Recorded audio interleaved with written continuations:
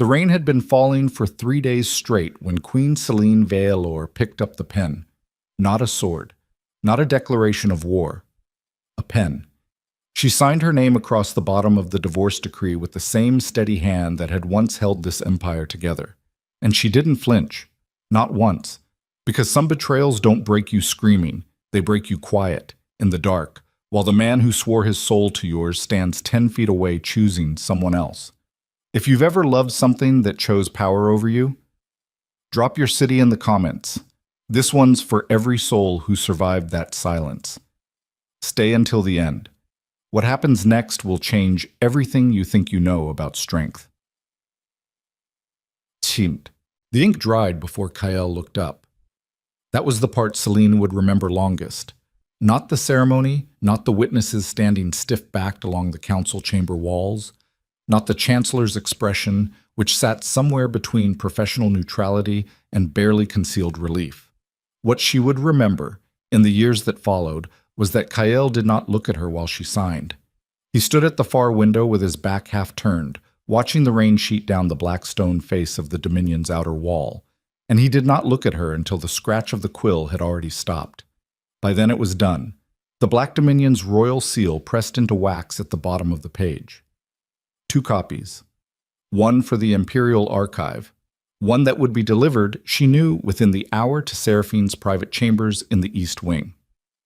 Selene set the pen down on the edge of the document. She did not throw it.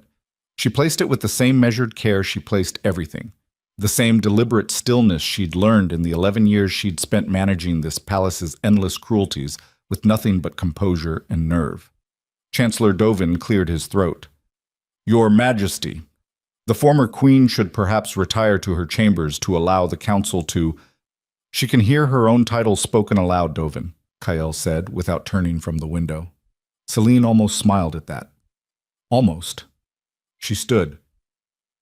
The room watched her the way rooms always watched her, with that particular brand of attention that waited for collapse, that held its breath hoping to witness the exact moment a woman's spine finally buckled under the weight of being discarded. 11 court officials, 3 council members, 2 imperial clerks, every single one of them expecting something, tears, rage, a screamed accusation hurled across the marble floor. She gave them nothing. She reached for the goblet on the table beside her and took one slow drink of water. Then she smoothed the front of her dress. Gray wool, no embroidery, she'd worn it deliberately. And she looked at Kael Draven's back. Turn around, she said. The room went very still. Kael turned. He was still in riding leathers, hadn't bothered to change for this. She'd noticed that when she walked in and filed it away without reaction. His jaw was set. His silver eyes, the ones that had once looked at her like she was the only fixed point in a spinning world, held the careful blankness of a man who had made a decision he intended to stand behind. He was 34 years old. He looked like something carved from the mountains this empire had been built on. Massive shoulders, a scar that cut from his left eyebrow to his cheekbone, hands that could break a man's neck and had. He looked, objectively, like the most powerful alpha in 6 territories. He looked tired. You wanted this resolved cleanly, Selene said. It's resolved. Selene, I'm not finished. She did not raise her voice. She never raised her voice. You told the council 3 weeks ago that the empire requires an heir, that my inability to produce one after 4 years of marriage constitutes grounds under the Dominion's succession laws for dissolution. You said this in a closed session and believed I wouldn't hear it within the hour. She tilted her head. You know this palace better than that. Kael said nothing. You've chosen Seraphine Voss, Selene continued, and I understand the political arithmetic. Her family controls the eastern grain routes. Her brother commands 2 of your 5 legions. Marrying her consolidates what 3 years of military campaigning couldn't. She looked at him steadily. That's not stupidity. That's not even cruelty. That's just the calculation of a man who's decided that what he loves costs too much. Something moved behind Kael's eyes. It wasn't guilt. Or maybe it was, buried so deep under 12 years of ruling the hardest empire on the continent that it had learned to disguise itself as resolve. The succession has to be secured, he said. You know that. I do. Without heirs, I know. The word landed flat and clean between them. The Chancellor shifted his weight. One of the clerks very quietly stopped writing.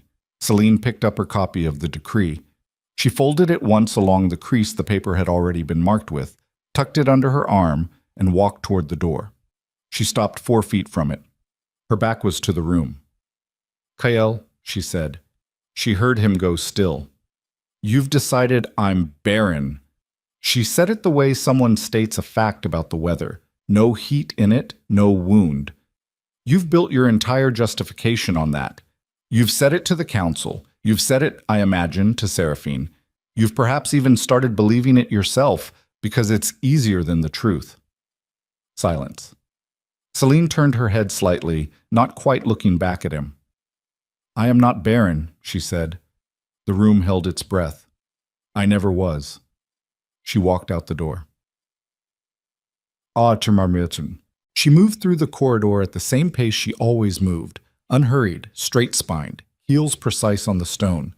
2 of her personal guards fell into step behind her. She didn't acknowledge them. Her mind was already elsewhere, already 3 steps ahead of this moment, already calculating the distance between here and gone. She had 11 hours. That was what it would take. 11 hours, she'd estimated, for Kael to process what she'd just said, decide whether it was grief-maddened provocation or literal truth, and begin asking the questions that would unravel everything she'd spent 4 months building. Seraphine would be faster. Seraphine had informants in every corridor of this palace, had been weaving her web since before Celine had even understood the dimensions of the trap she was living inside. 11 hours was generous. She'd planned for 6. Her chambers were at the end of the east corridor, or had been. She'd moved things out in stages over the past 3 weeks in small enough increments that none of the palace's 100 watching eyes had registered the pattern. 3 trunks, already sealed and sitting in the storage room below the west gate. 1 bag, packed, beneath the loose hearthstone in her sitting room. The rest, gowns, jewels, the official portraits, the ceremonial regalia, she was leaving behind. Dead weight. Armor for a war she was no longer fighting. Her handmaiden, Bryn, was waiting in the sitting room when Celine pushed open the door. Bryn was 22 years old, had been with Celine since the first year of the marriage, and possessed the unusual quality of knowing when to ask questions and when to simply move. She took one look at Celine's face and stood up from the chair. Now? Bryn said. 2 hours, Celine said. Maybe less. Is Marin ready? She sent word this morning. The route through the ash field is clear. There's a late-season flooding on the eastern pass, so anyone following will go wide and lose half a day. Celine nodded. She was already at the hearthstone, already pulling it free, already lifting the bag out of the hollow beneath. The documents? She asked. In the lining. Bryn crossed the room and touched the bag's side seam. Everything you need.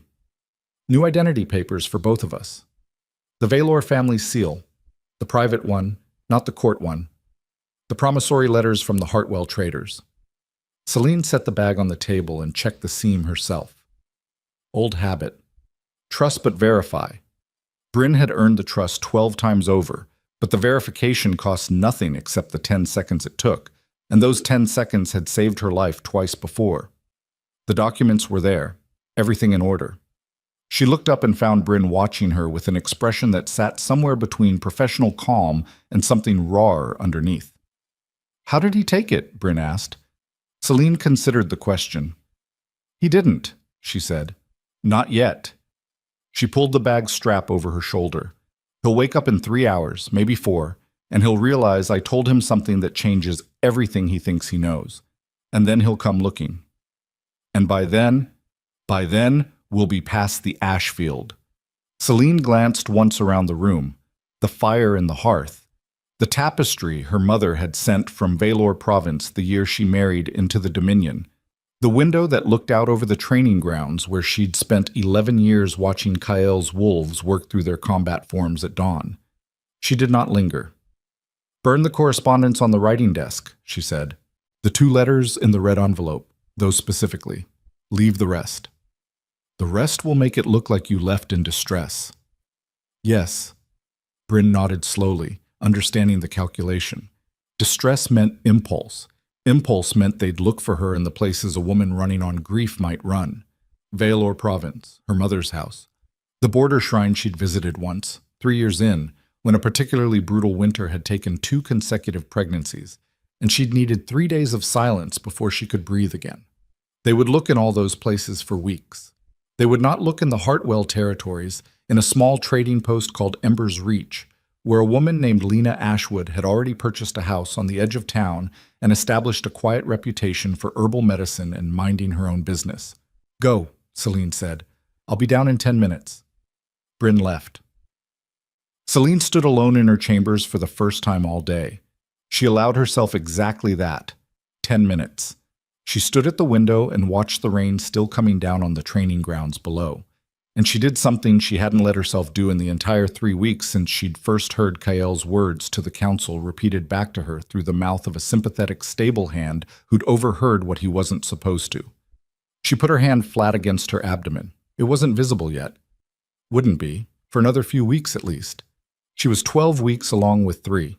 The Dominion's court physician, her physician, the one she'd dismissed 8 weeks ago in a move everyone had interpreted as preparation for her departure, had confirmed it in a single careful examination in a rented room on the city's merchant quarter edge, far enough from palace informants to be safe.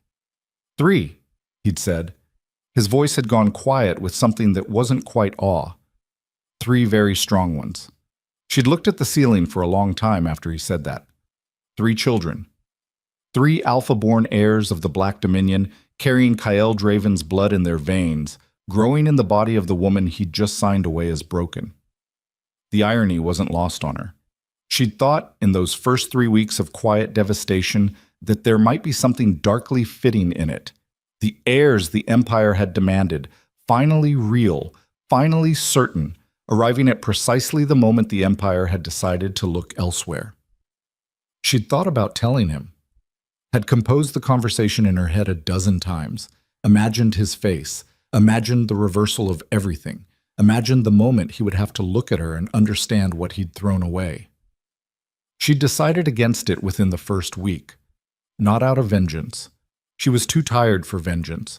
She was 29 years old, and she had spent 11 years in the Black Dominion's palace, watching how power moved and pooled and corrupted. Watching alliances shift, watching who stood next to whom in council chambers, watching who Seraphine spoke to in quiet corners at the year's end ceremonies, watching the small, careful architecture of a woman who intended to be queen.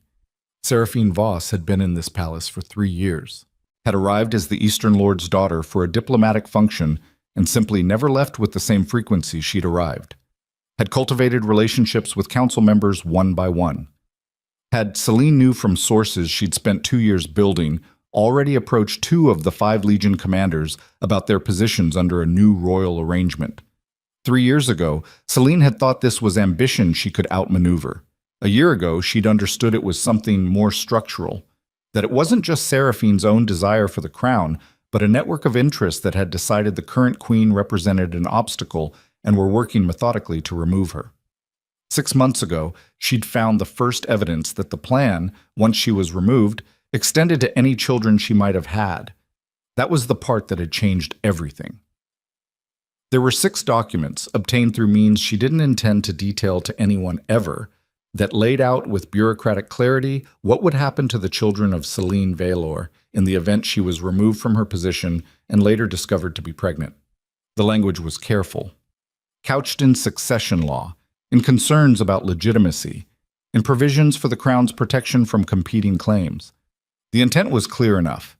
She stood at the window for the full 10 minutes, let herself feel the weight of what she was carrying, not just the 3 new lives, but the 3 years that would follow this night. The decision she'd made wasn't escape. It was construction. She was building something that would take years to be ready, and she had to be clear-eyed about the cost of that, standing in this room one last time. Then she picked up her bag and left. She did not look back once. The Westgate guard was Taryn, who'd been on that post for 7 years, and who had been receiving a modest but consistent supplemental payment from Bryn's household accounts. Legitimate, untraceable, the kind of long-term investment in human goodwill that Celine had learned years ago was worth more than any weapon. He nodded once when she passed. Asked no questions. The gate opened. The rain swallowed her. What? 3 years was a long time to become someone else. Ember's Reach was not a grand place. That was exactly why she'd chosen it. It sat at the edge of the Hartwell territories like something the Empire had forgotten to finish building. A main street with 12 storefronts, a weekly market, a post station that sent and received letters twice a month, and a rotating population of traders, farmers, and the quietly displaced who came from harder places and asked not to be asked about them. People like that understood silence as courtesy. They did not ask about husbands. They did not ask about origins. They asked whether you had quality chamomile and whether the weather would hold through the harvest season, and they left you to your business the same way they expected to be left to theirs. Celine, Lena Ashwood, established herself inside 6 months. The herb trade was practical. She'd spent years in the palace gardens learning medicinal botany out of the same systematic compulsion that had driven her to learn everything about the Dominion's internal workings, because knowledge was the only real currency that couldn't be confiscated. The healer in Ember's Reach was old and had bad hands and was visibly grateful when the new woman set up a parallel practice that drew off half his complicated cases. She was good at it, better than she'd expected to be. She delivered babies, set bones, made the compounds that kept infections from turning fatal. She was calm in crisis, always had been. And in a place like Ember's Reach, calm in crisis was a form of authority that didn't require a title. By the end of the first year, the town knew her, not as anything significant. As Lena, who'd come from somewhere she didn't talk about, whose children were startling to look at, who didn't take payment from families who couldn't afford it. By the end of the second year, she'd stopped looking over her shoulder. Not entirely. She was not reckless. She still had Marin's network passing information along the courier routes from the Dominion's interior, still read every fragment of political news she could find in the post station's twice-monthly delivery. She knew when Kael had married Seraphine, a winter ceremony, relatively quiet for a royal wedding, which told her the political alliance had been more urgent than the celebration. She knew the Empire had run 3 military campaigns in the eastern provinces in the first year that followed. She knew the succession question had become, according to the fragmented reports that reached her, a matter of ongoing and increasingly tense council deliberation. She knew that Seraphine had not, as of 18 months after the marriage, produced an heir. She allowed herself to think about that for exactly 5 minutes, one evening after the children were asleep, sitting by the window with a cup of cooling tea. Then she filed it away and did not think about it again. The children were 3 years old when the diplomatic delegation came through Ember's Reach. She should have had more warning. Marin's network had been slow that quarter. One of her contacts had moved, and she was rebuilding the gap. And the delegation's route through Hartwell territory was a last-minute alteration from the original Eastern Pass, changed because of the same late flooding that had covered her own escape 3 years before. Weather, again. History rhyming with itself. She was at the market. She'd brought all 3 of them, which she did when she could. They were easier in open air, which their energy demanded, and the merchants had grown accustomed to the Triplet's particular form of organized chaos. Kael was at her left hip, absorbed in something he'd found on the ground with the focused intensity that he applied to everything, that already at age 3 read less like a child's curiosity and more like a commander's assessment. Lyra was 3 stalls ahead, in conversation with the baker's wife, holding a small apple with both hands and making an argument, evidently, for why she should be given a second one. Dax was behind her, she realized, when she heard the deep voice say, "Extraordinary," from approximately 5 feet away. She went very still before she turned. There were 8 of them, Imperial riders, palace guard uniforms, the Dominion's black and silver. And in the middle of them, dismounting from a horse the color of storm clouds, was a man she hadn't let herself picture clearly in 3 years, because picturing him clearly cost her a kind of precision she couldn't afford to lose. Kael Draven was 37 years old now, broader through the chest than she remembered, if that was possible. The scar still cut across his face. His silver eyes were moving across the market with the automatic threat assessment that was so deeply bred into him he probably didn't know he was doing it. He hadn't seen her yet. He was looking at Dax. Dax, who was 3 years old and standing 4 feet behind Celine with a look on his face that no 3-year-old should have been capable of, that particular combination of wariness and calculation and absolute refusal to be moved, staring up at the massive mounted delegation with the expression of someone sizing up an obstacle. Dax had Kael's silver eyes, Lyra had Kael's jaw and his stubbornness, which manifested even in toddlerhood as a form of gravity. Kael had Kael's silence, that particular quality of stillness that preceded total action, and the beginning of what would be clearly the same alpha aura that had once made an entire room go quiet when Kael Draven entered it.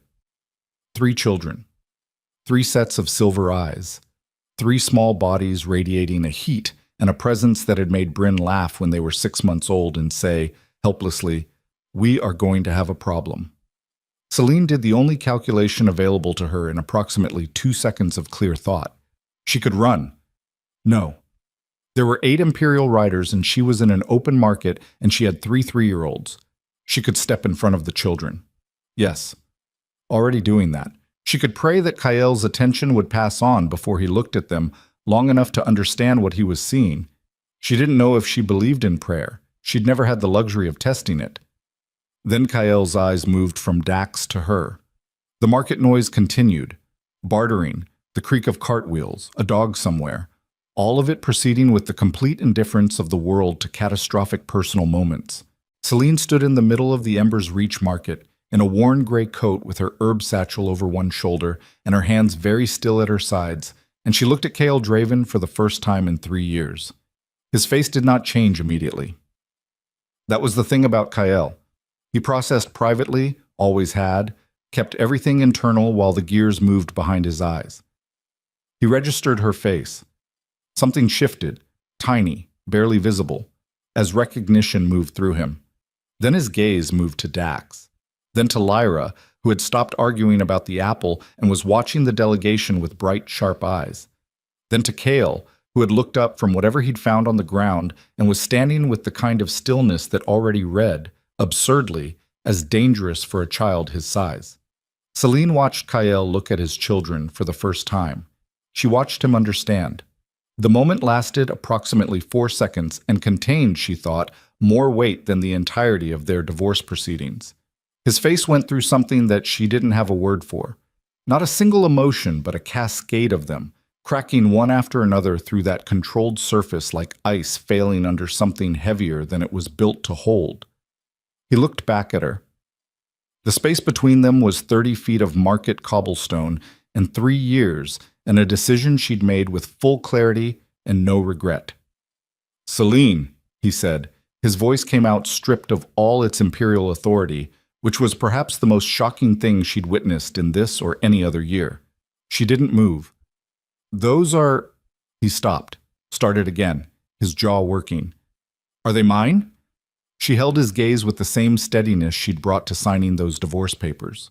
"Ask me again," she said, "and I'll answer you honestly." He crossed the 30 feet in 8 strides. "Are they mine?" he said again, lower this time, standing 2 feet from her, close enough that she could see the muscle working in his jaw, the silver of his eyes gone almost entirely light, the way they went when his control was wearing thin. "Celine, are those children mine?" She looked up at him. "Yes," she said. The word went through him like a physical blow. She watched it land. Then, before he could speak again, before whatever was building behind his eyes could crest and break into the open air of this market, she watched his expression shift, not soften, sharpen, into something she recognized from 11 years of watching Kael Draven process threat, and the specific quality of it, the direction of it, sent a cold wire down her spine. He was looking past her. She turned. One of his Imperial riders, the one who'd peeled off from the group as soon as the recognition moment had become visible, as soon as Celine's face had become knowable, had a hand on the hilt of his blade and was not looking at her. He was looking at the children. His gaze had the quality of a man who'd received, prior to this journey, a set of very specific instructions about what to do in the event of a very specific discovery. Seraphine's man. She knew it in her bones before she knew it in her mind. Kael saw it at the same moment she did. His hand moved to his own blade, and for a split second the market of Ember's Reach went from an ordinary late autumn trading day to a killing ground. "Don't," Cale said to his rider. One word. The absolute zero of warning. The rider's hand didn't move. Cale turned his head, and the look on his face was something Celine hadn't seen in 11 years of marriage and hadn't expected to see directed at one of his own men. She'd seen him turn it on enemy commanders. She'd seen him turn it on rogue lords who tested the Empire's borders. She'd seen what happened to the people it was turned on. "I said don't," Kyle said. "Step away from your blade. Right now." Silence. The rider's hand moved away from the hilt slowly, with the deliberateness of a man recalculating. Kyle held the look for 3 more seconds to be certain the recalculation was complete. Then he turned back to Celine. He was breathing harder than she'd ever seen him breathe outside of combat. "Tell me why," he said. "Tell me why you ran." She looked at the rider who had just reached for his blade. She looked at the other 7 men behind him. She counted 3 more with the same particular stillness, the same careful readiness. She looked back at Kael. "Because," she said, "7 of your 8 men just told you exactly why." Kael went still. He turned slowly and looked at his delegation, looked at his own guard the way she'd just looked at them, with the threat assessment that he'd spent his entire reign honing into something surgical, and she watched the moment it landed, the exact moment he counted the same 3 she'd counted, saw the same readiness she'd seen, understood what they'd been sent prepared to do. He turned back to her, and the look on his face was one she had never seen there before. It wasn't guilt. It wasn't the grief of a man realizing what he'd thrown away. It was something rawer than that, something that had to do with power and what it cost, and the distance between what a king decided and what that decision became in the hands of people who served it. And it was ugly with the specific ugliness of a truth that had been waiting 3 years to arrive. "Celine, I need you to listen to me very carefully," she said. Her voice was quiet. Her voice was always quiet. "Because I am going to say this exactly once, and then I'm going to pick up my children, and we're going to go somewhere that isn't here, and you're going to decide what to do about the 3 members of your guard who just told you, by reaching for their blades, exactly what they came here prepared to do." He was listening. "I left with your children," she said, "because the alternative was staying and watching them die. Not from grief, not from court politics in the abstract sense, from very specific people with very specific plans who had already written the documentation for it." Something tightened in Kael's face. "Seraphine," he said, "among others." The 2 words sat between them in the cooling autumn air of Ember's Reach, and Celine watched Kael Draven do what she'd spent 3 years imagining him doing. Assemble the pieces, run the architecture of it backward, understand the scale of the conspiracy that had been growing inside his own court while he'd stood at the council chamber window and decided his wife was broken. His hands, she noticed, were shaking slightly. He became aware of it at the same moment she did. He stopped it, set his jaw. "How long have you known?" he said. "Long enough." "Celine, how long?" She met his eyes. 6 months before you signed the papers," she said. "I knew 6 months before you signed those papers that there were people inside your court who had decided my children, heirs of the Black Dominion, were a problem to be solved, not a future to be protected." He stared at her. "And you said nothing." "I said everything I needed to say to the people who would actually act on it." She tilted her head. "I told you, on my way out the door, that I was not barren. I gave you the single thread you needed to pull to unravel all of it. You had 3 years, Kael." The market moved around them. A woman with a basket walked past, glanced at the imperial delegation, walked faster. A cart horse stamped and blew. "I'm pulling it now," Kael said. Celine looked at him for a long moment, looked at the 3 silver-eyed children who had gone quiet, children who seemed to understand, with that uncanny animal precision that alpha-born children apparently possessed from the womb, that something significant was happening around them. Kael had moved to stand next to her left knee. Lyra had drifted back from the apple stall and was watching Kael with an expression of pure, unimpressed assessment. Dax had not moved at all, was still standing 4 feet back, still radiating that particular combination of watchfulness and refusal that she was going to have her hands full with for the next 15 years. She looked at Kyle. "You're 3 years late," she said, "and there are still 3 of your men behind you who were planning to make sure this conversation never happened." She picked up Kyle. He settled against her hip without protest, his small hand closing around her coat lapel with absolute certainty. "So I suggest you decide right now which problem you're solving first." Kyle turned back to his guard. And in the market of Ember's Reach, on an ordinary autumn afternoon that was about to become extraordinary, Kyle Draven looked at the 3 men who had come with him prepared to commit the worst crime that could be committed against a king. Looked at them with the full unshielded weight of what he now knew, what he now understood, what had been growing in the dark of his own court while he'd stared out a rain-streaked window and told himself he was making a necessary decision. One of the 3 reached for his blade. Not as warning this time. The other 2 moved at the same moment. And Kyle Draven, Alpha King of the Black Dominion, moved faster than all of them. Kale moved the way she'd forgotten he could move. Not the controlled, deliberate motion of a king in council chambers, not the measured authority of a man who'd learned to make his stillness a weapon. This was something older than that, something that lived below the level of decision, the pure alpha reflex that 3 years of empire building had buried but not killed. He covered the distance between himself and the nearest of the 3 riders in 2 strides, and had the man's sword arm locked and broken before the blade had cleared the scabbard. The sound it made was not dramatic. A wet crack. Brief. The rider went down. The second came at him from the left, and Kyle turned into it rather than away. Turned toward the blade, which was the thing that made him hard to fight, that had always made him hard to fight, the refusal to grant an attack the courtesy of retreat. He caught the man's wrist, drove an elbow into his face, put him on the ground. The third stopped. Smart. Or scared. Possibly both.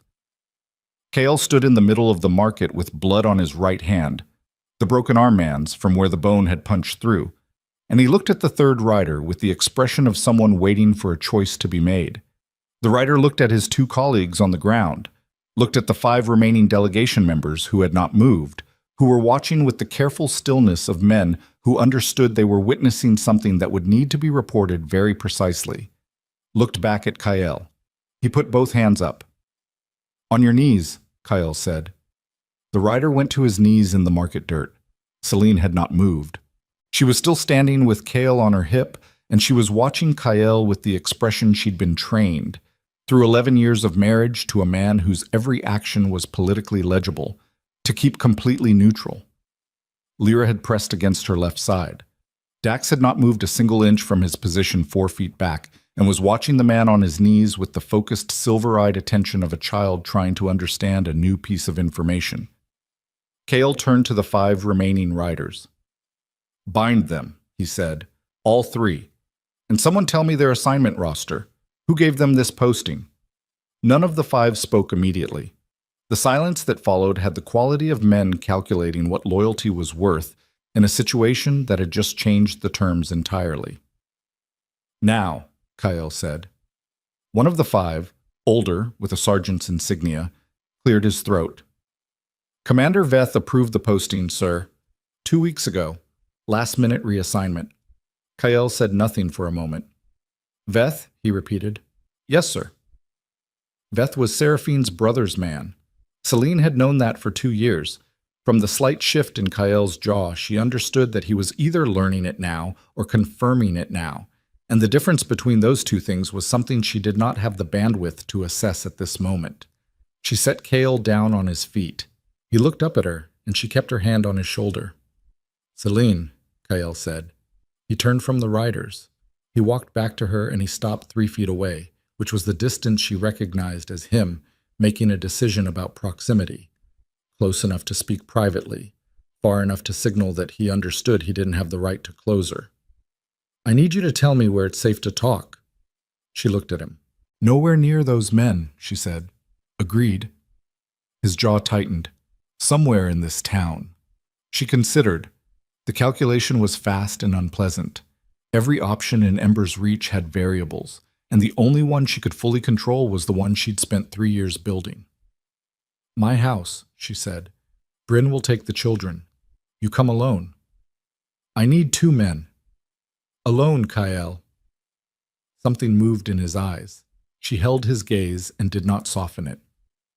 Alone, he said. Her house was on the northern edge of town, where the tree line started and the road thinned to a track. She'd chosen it because it had 2 exits and a cellar and a line of sight down the approach that gave her 40 seconds of warning on a clear day. She'd been aware, when she chose it, that she was choosing it the way someone who'd grown up inside a conspiracy thought about shelter, functionally, with survival as the primary metric and comfort a distant secondary. It was a good house. She'd made it one over 3 years, dried herbs in the kitchen window, the children's drawings on the wall beside the hearth, a table that was old but steady, 6 chairs around it, evidence of a life that was actually being lived. Kael stood in the middle of it and looked at the children's drawings. He stood there for a long moment, and she let him. She was at the table, pouring water from the pitcher, and she let him look at the crayon wolf a 3-year-old hand had pressed too hard on the paper, the lopsided figures that were clearly meant to be people, the one in the corner that Lyra had done last week, which was, inexplicably and with great conviction, a purple bear. He turned from the wall. His face was doing the thing it had done in the market, that cascade of cracks in the controlled surface, but slower now, drawn out by the accumulated evidence of a life lived in his absence. "Sit down," she said. He sat. He was too large for the chair, which was a domestic chair built for ordinary people, and there was something almost absurd about watching Kael Draven fold himself into it. She didn't let herself feel that. Whatever was almost tender in the absurdity of it, she filed directly behind the locked door she'd built for exactly this kind of thing. She sat across from him. 6 months before I left, she said, without preamble, a clerk in the records office, one who owed me a debt I'd collected carefully over 2 years, brought me copies of internal memoranda from the Eastern Noble Caucus. You know the ones, Harwick, Solon, the Bren brothers. Kael's eyes hardened slightly at the names. They'd had 3 meetings with Seraphine in the 8 months prior. She kept her voice flat. Information delivery. Strip out everything that wasn't the content. The subject of all 3 meetings was succession. Not yours, the next one. What happens after you, Kael, when there are children in the line? The memoranda discussed, in language that was very careful but not careful enough, the logistical difficulties of competing claims. Competing claims, he repeated. Children of the previous queen, she said. Heirs by blood who could not be argued away legally. The word they used in the 3rd memorandum was management. Silence. Kael's hands were flat on the table. She watched them.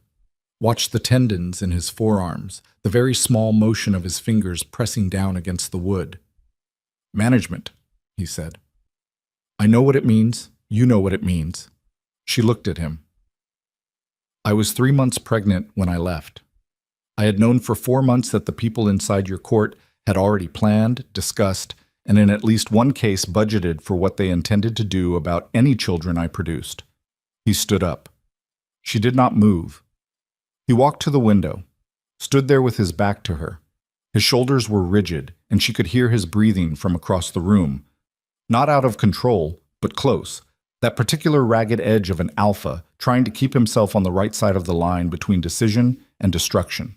You should have told me, he said. His voice was low and raw and entirely unlike the imperial register she associated with it. Tell me something, Kael. She kept her hands loose on the table. If I had come to you 6 months before those papers and told you that Seraphine Voss, the woman you were already moving toward, the woman your council had been building a political case around for 2 years, was conspiring with 3 of your most powerful noble houses to eliminate any children I might produce, what would you have done? He didn't answer. You'd have investigated, she said.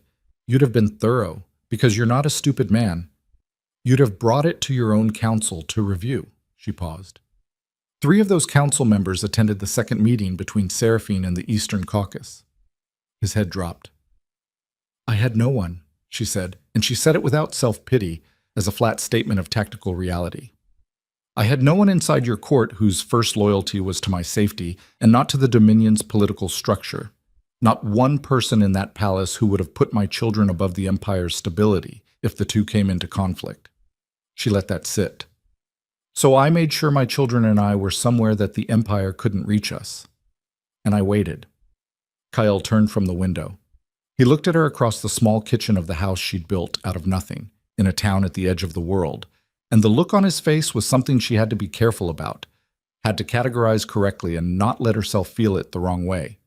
He looked like a man who had just understood, at a scale he couldn't diminish or argue around, what his choices had actually cost. "Waited for what?" he said. "For you to pull the thread," she said. "I told you, on my way out. I told you I wasn't barren. I gave you the single fact that should have broken everything open." She tilted her head. 3 years, Kyle. He came back to the table. He didn't sit. He put both hands on it and leaned forward, and she held her ground, held his gaze, didn't let the proximity move her. "I looked for you," he said. "I know." "For 8 months. I know. You sent 6 tracking teams into Valor Province, 3 toward the southern coast, 1 into the Hartwell territories, but they went to the port city, not here." She watched his face. "I had a good network. I knew where you looked. I stayed where you didn't." Something crossed his face that might have been, on a lesser man, admiration. On Kyle, it looked more like the specific pain of someone who'd trained an opponent without realizing it. "And then you stopped looking," she said. He straightened, looked away. "Seraphine told me you'd gone east," he said quietly. "To the coast. There were reports, witnesses." Celine said nothing. "She managed that," he said, not as a question. "The false trail." "She needed you to stop looking," Celine said.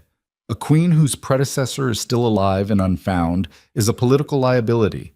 A queen whose predecessor has been located, confirmed as alive, and confirmed as—" She paused, choosing the word with precision. "As she was supposed to be, just a discarded woman gone to grieve somewhere far away. That's a much cleaner story." Kyle sat back down. He put his elbows on the table and pressed the heels of his hands against his eyes for a moment, and it was such a human gesture, such a tired gesture, that she looked away from it. "I need to meet them," he said. She looked back at him. "My children," he said. His voice had changed. The stripped raw quality of it had gone somewhere else, into something quieter. "I need to meet them. I understand I don't have the right to ask for more than that. I understand that you have, that what you built here—" He stopped, started again, jaw tight. "I'm not here to take anything from you. I need you to know that." She studied him. This was the part she'd prepared for least, she realized. She'd prepared for confrontation, for demands, for the full weight of alpha authority being levied against her refusal, for legal claims and imperial mandates and all the machinery of power that Kyle had spent his life learning to deploy.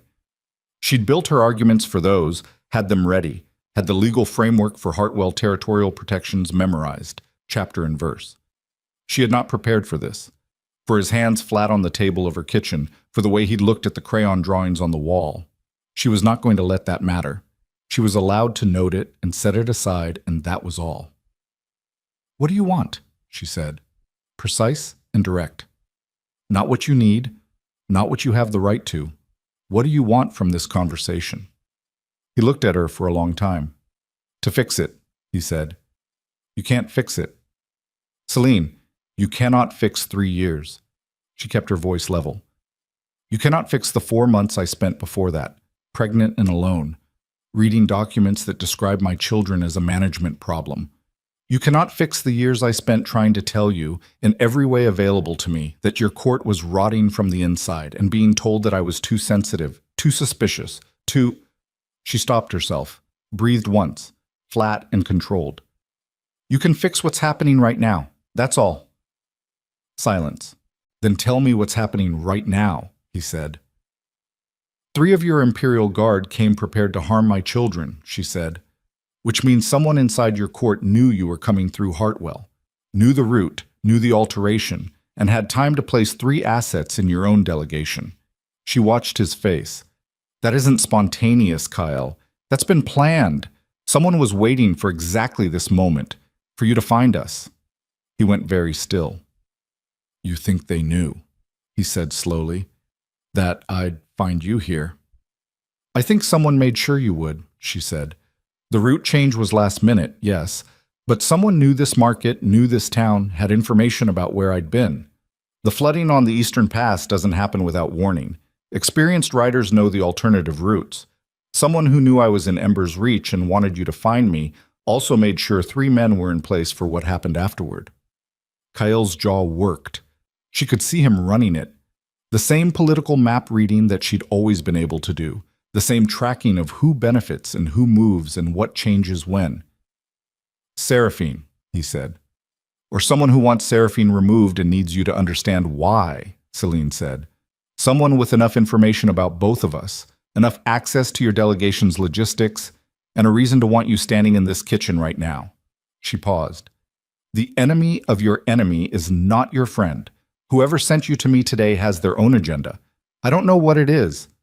She watched him absorb that, watched him recalibrate from the blunt revelation of paternity to the more complex terrain she was laying out, that this reunion, whatever it was, had been engineered by at least one party with intentions that weren't transparent.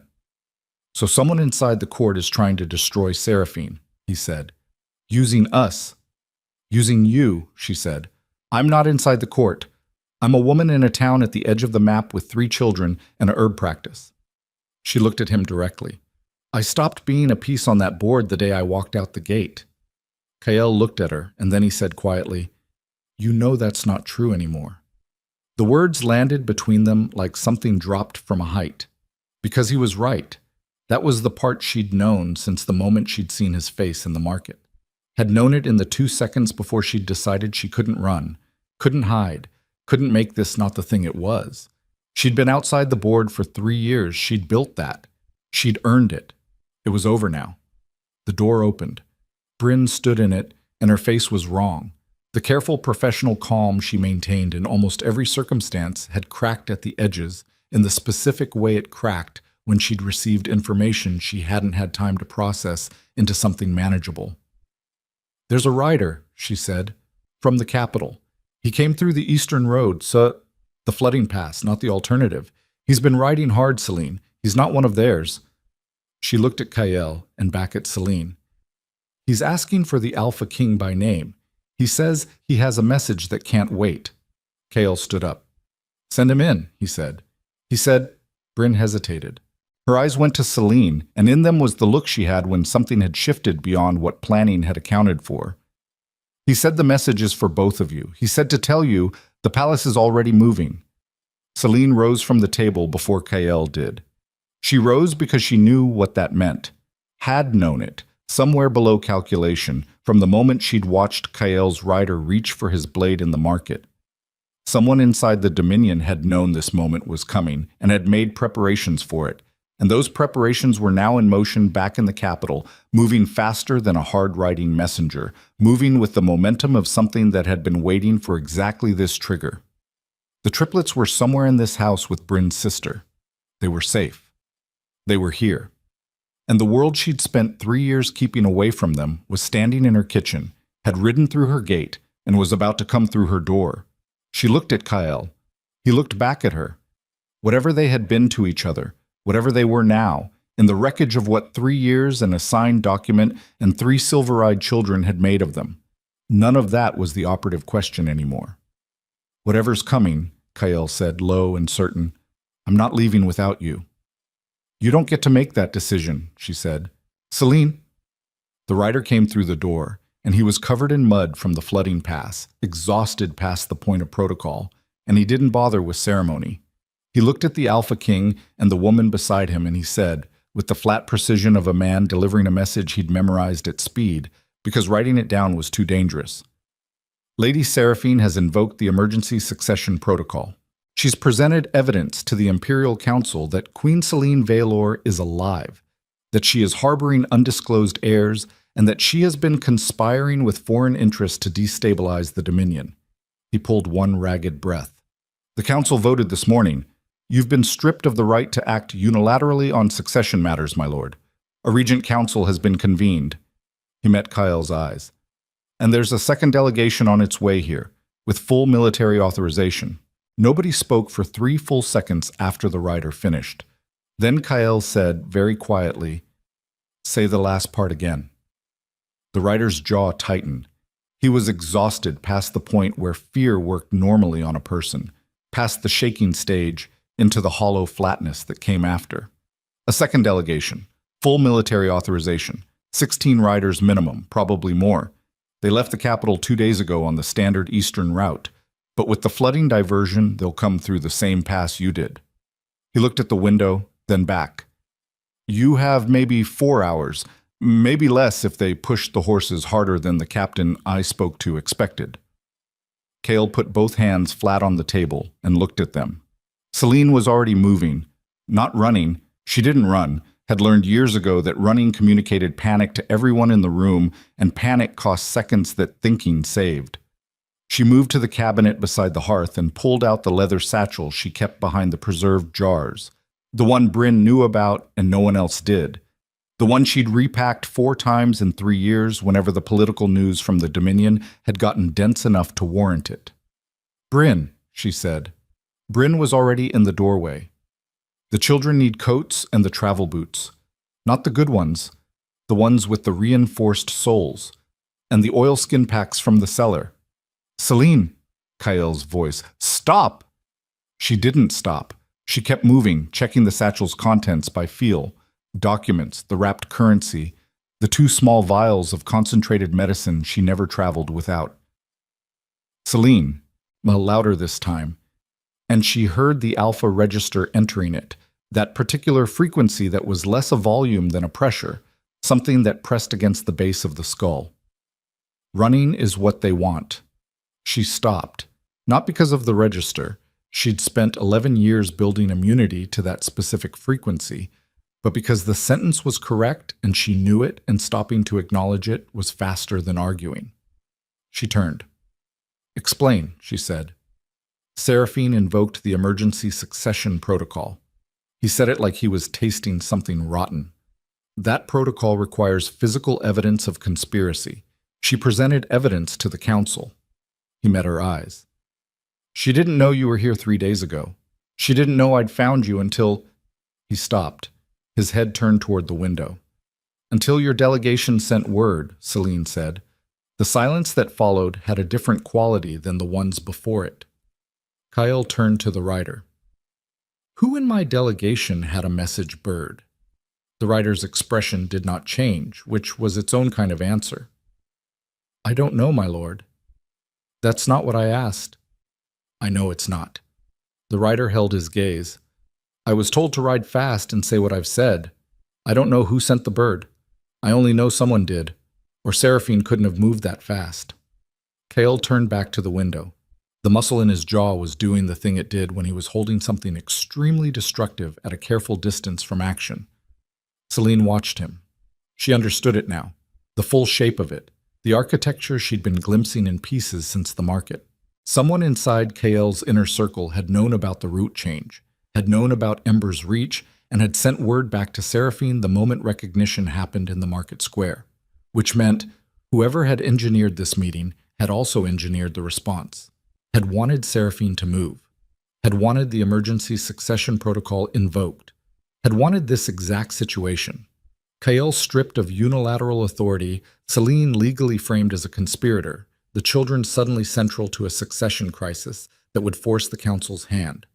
Someone was using all of them as pieces. Still, even now. She thought about that for 2 seconds. Then she set it aside because the pieces question was a later problem.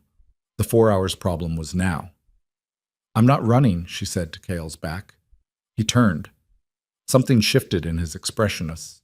Surprise, maybe, or the specific recalibration of a man who'd been braced for an argument that didn't come.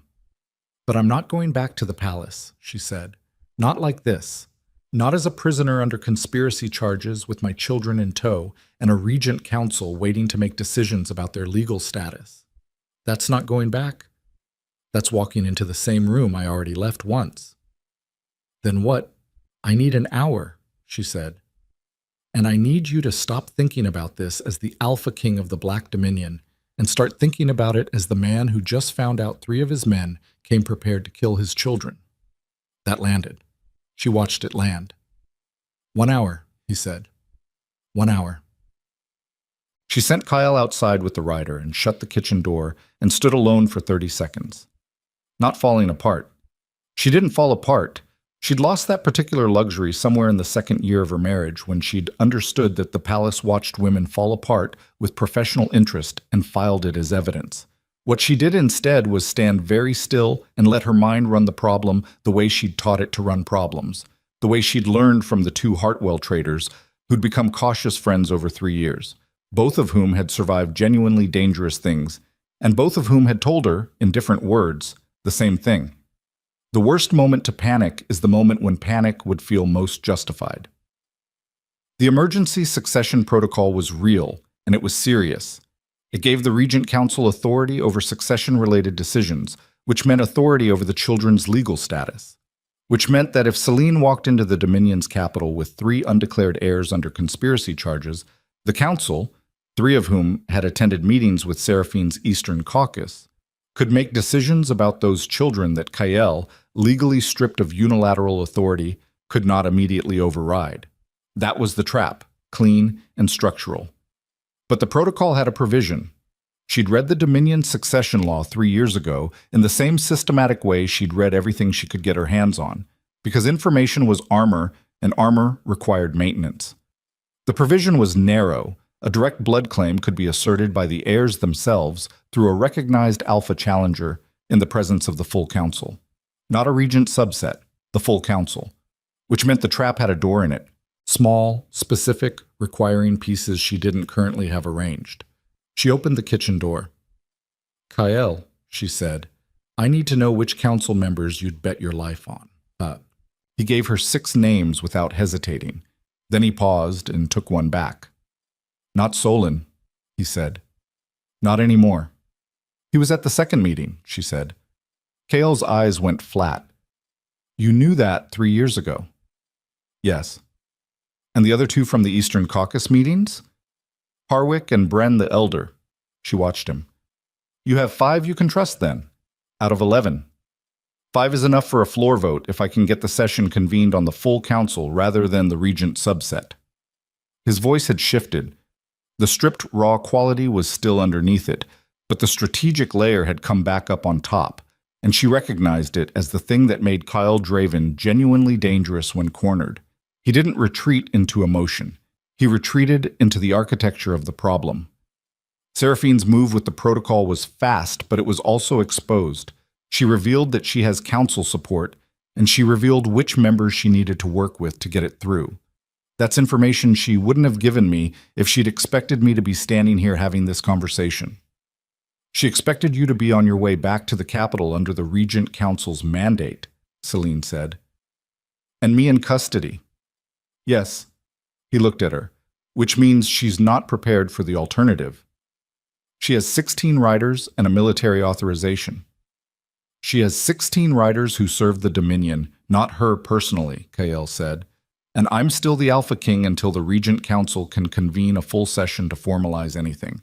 That's 3 days minimum under the succession law. She moved fast, but not fast enough to change that. Selene processed this, ran it against what she knew. There's a provision, she said. Full council session, direct blood claim by recognized heirs. It can override the regent's authority on succession matters. Kale stared at her. You read the succession law, he said. I read everything. She met his eyes.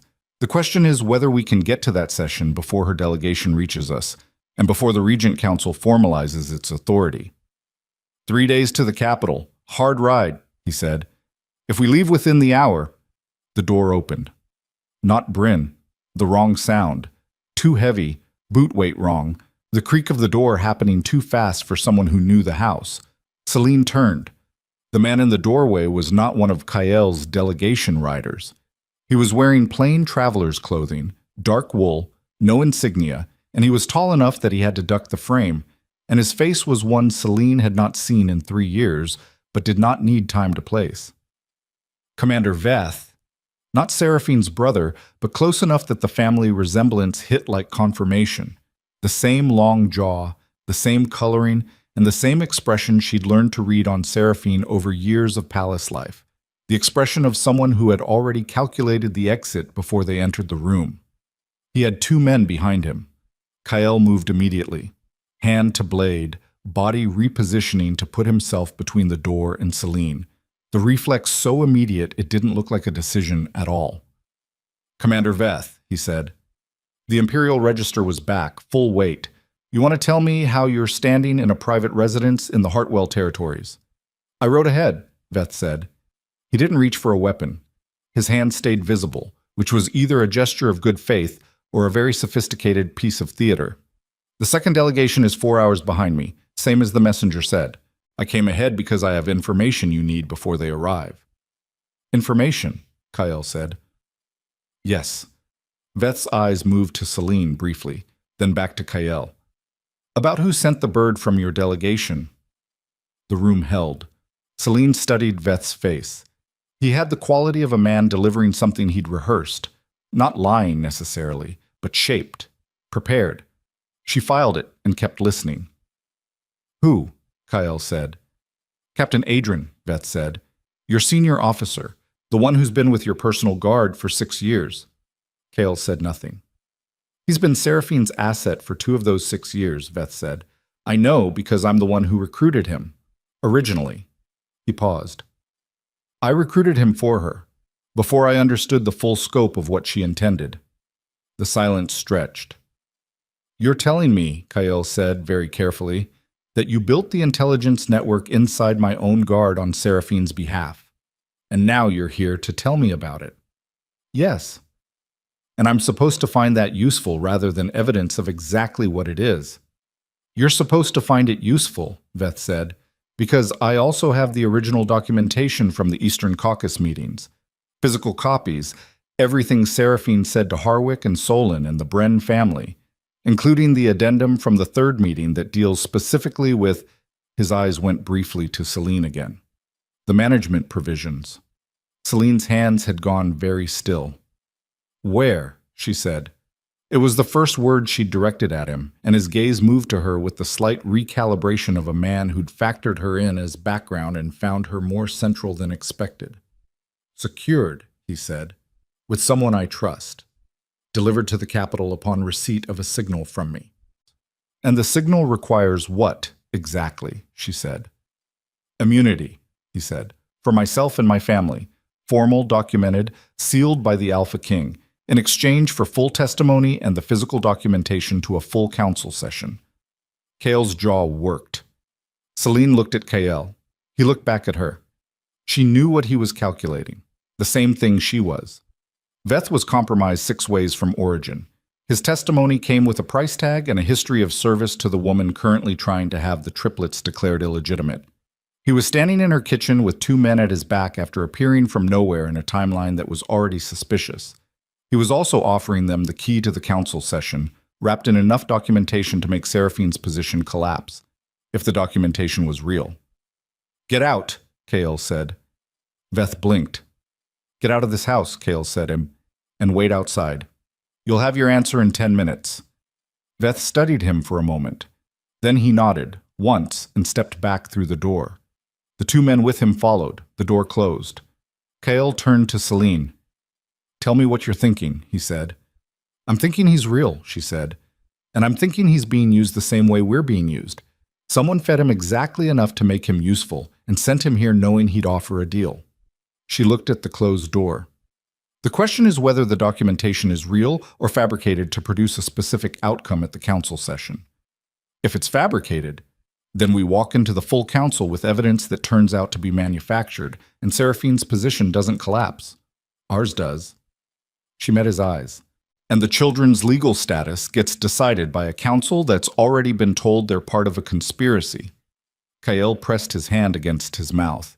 It was a gesture she'd never seen him make before. A rare visible crack in the control, something genuinely unresolved pressing against the surface. "We can't verify it without seeing it," he said. "No," she agreed, "and we can't get to the capital in time without his cooperation. Or at least his silence about our route. Also yes. He looked at her. There's a third option, she said. She said it carefully because she'd been sitting with it for the past 90 seconds, and it was the option that cost the most and was the most likely to work. We don't go to the Capitol. The council session. Not yet.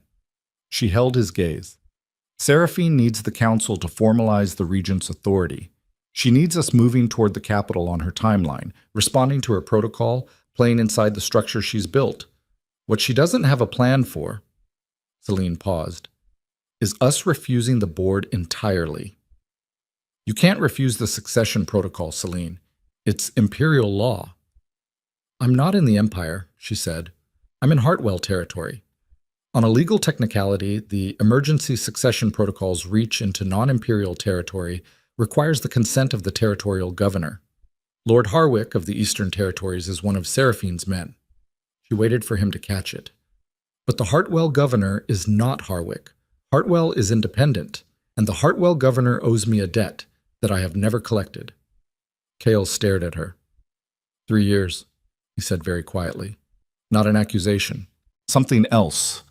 Something closer to the stunned recognition of a man who had underestimated the same person twice and was only now understanding the full dimension of what that meant. She didn't let herself feel that. She kept her eyes level and her voice flat. I didn't come here blind, she said. I came here ready. She turned toward the door. Tell Veth we'll discuss immunity. Don't promise it yet. And have your 5 trustworthy council members sent private word tonight. Not through your delegation, not through anyone who was in that market. She glanced back. Do you have a courier you'd stake everything on? Cale thought for exactly 2 seconds. Yes. Then use them. She pulled open the door. Because Seraphine's second delegation is 3.5 hours out, and when they get here and find us gone, she's going to understand that the trap didn't close. She stepped through the door. Bryn met her in the corridor, and her face carried the news before she spoke it, that particular white-edged stillness of someone holding something back until the right moment. What? Celine said. I sent Marin to scout the South Road, Bryn said. The route to the Hartwell governor's estate. Her voice was steady, but only just. There's a blockade. 6 riders, no insignia, set up 2 hours ago. She looked at Celine. Before the messenger arrived. Before any of this. Celine went completely still. That's not Seraphine's second delegation, she said. No, Bryn said. It's not. She swallowed. Marin recognized one of them. She said it was Lord Harwick's private guard. The world reorganized itself. Harwick, Eastern Caucasus. Seraphine's man, yes. But Seraphine's man who was also the Hartwell-adjacent lord, the one who had the most to gain from the children's legal status, being resolved in a specific direction before Kyle could get back to the capital with the documentation Veth was offering. Not Seraphine's blockade. Harwick's. Which meant this wasn't one conspiracy. It was 2, running parallel, each using the other as cover, and somewhere between them Celine's house and her children, and every exit she'd just calculated were already watched. She turned back to the kitchen. Cale was in the doorway. He'd heard. He looked at her with that expression again, the one she didn't have a safe category for. And she watched him arrive at the same conclusion she'd just arrived at, and watched the arrival of it strip away the last of the careful alpha authority and leave something much rawer and much more dangerous underneath.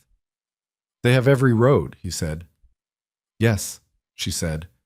Then there's no version of this where we move quietly. No, she said. There isn't.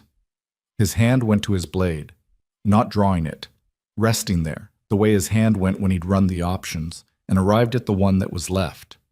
Tell me what you need, he said. And Celine Valor, who had spent 3 years building a life out of silence and patience and the kind of survival that didn't make noise, looked at the man who had signed her away and found her again, and was standing in her kitchen asking her that question. And she understood with the clarity of something that had been waiting in her chest for a long time, that the next thing she said was going to determine everything that came after it.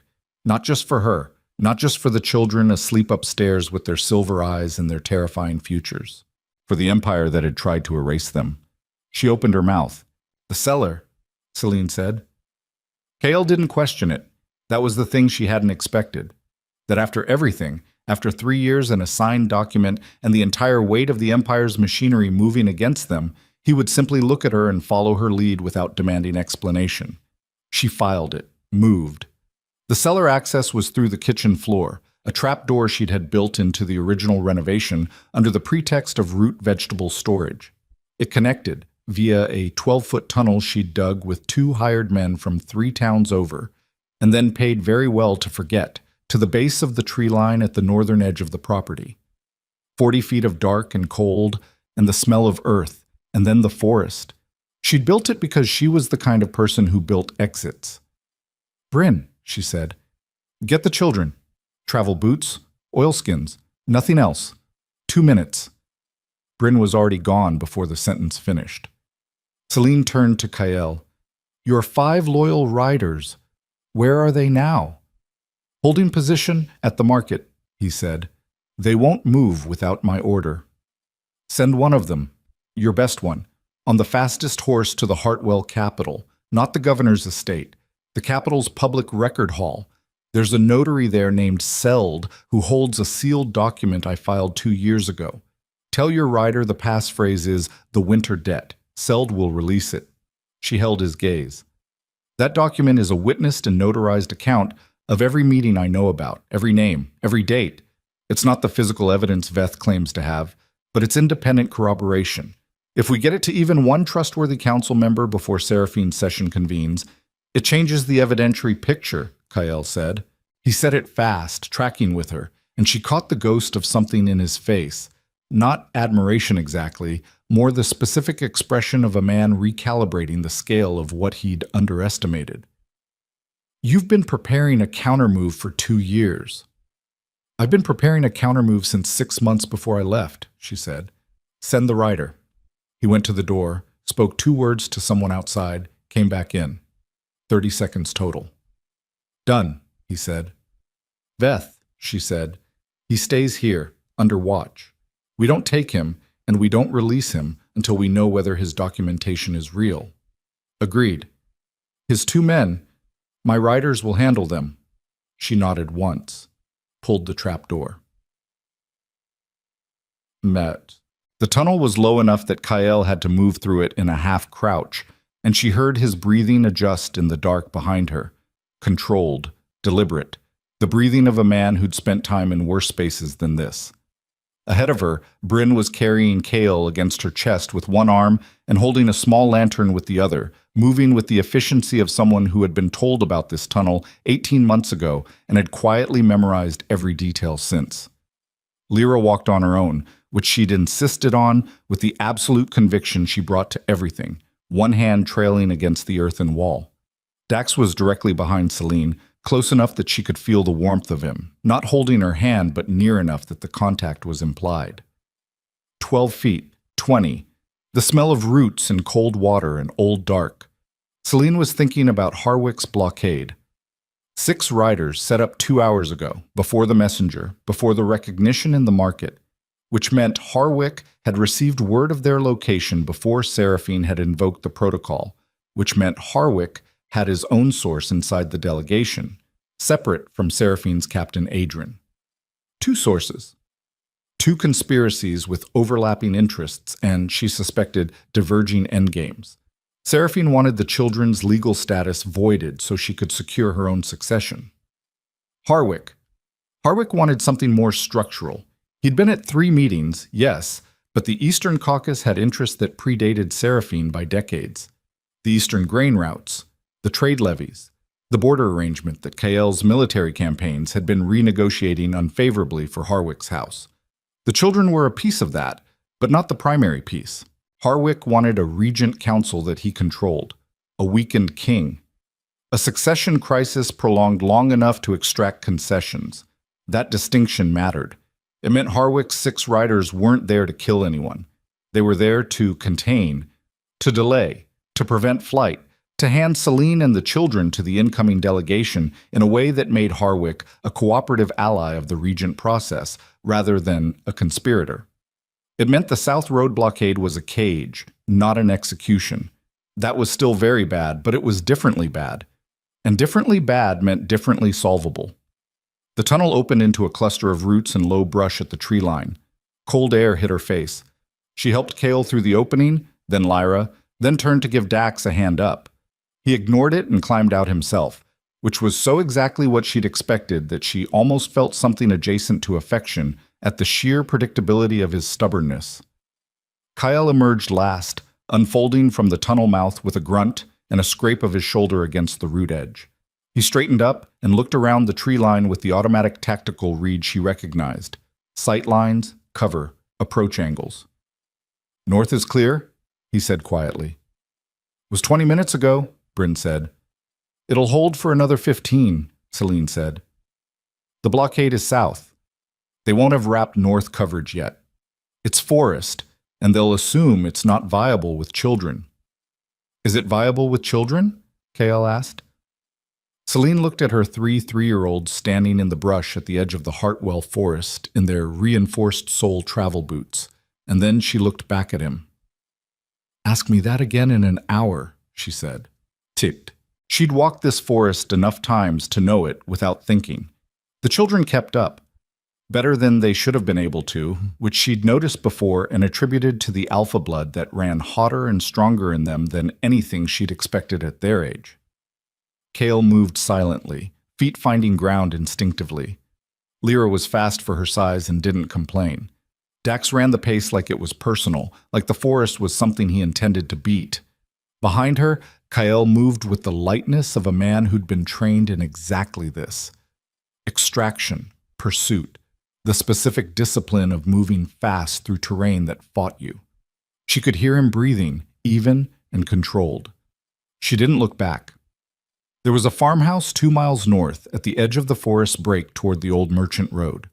It belonged to a man named Pell, who bred horses and who had, on 3 separate occasions over 3 years, accepted payment from Lena Ashwood for horses he was told were needed for urgent supply runs and not asked questions about. Pell's horses were fast. His discretion was reliable. She'd paid for that reliability over 2 years because she was the kind of person who paid for reliability in advance. They reached it in 40 minutes.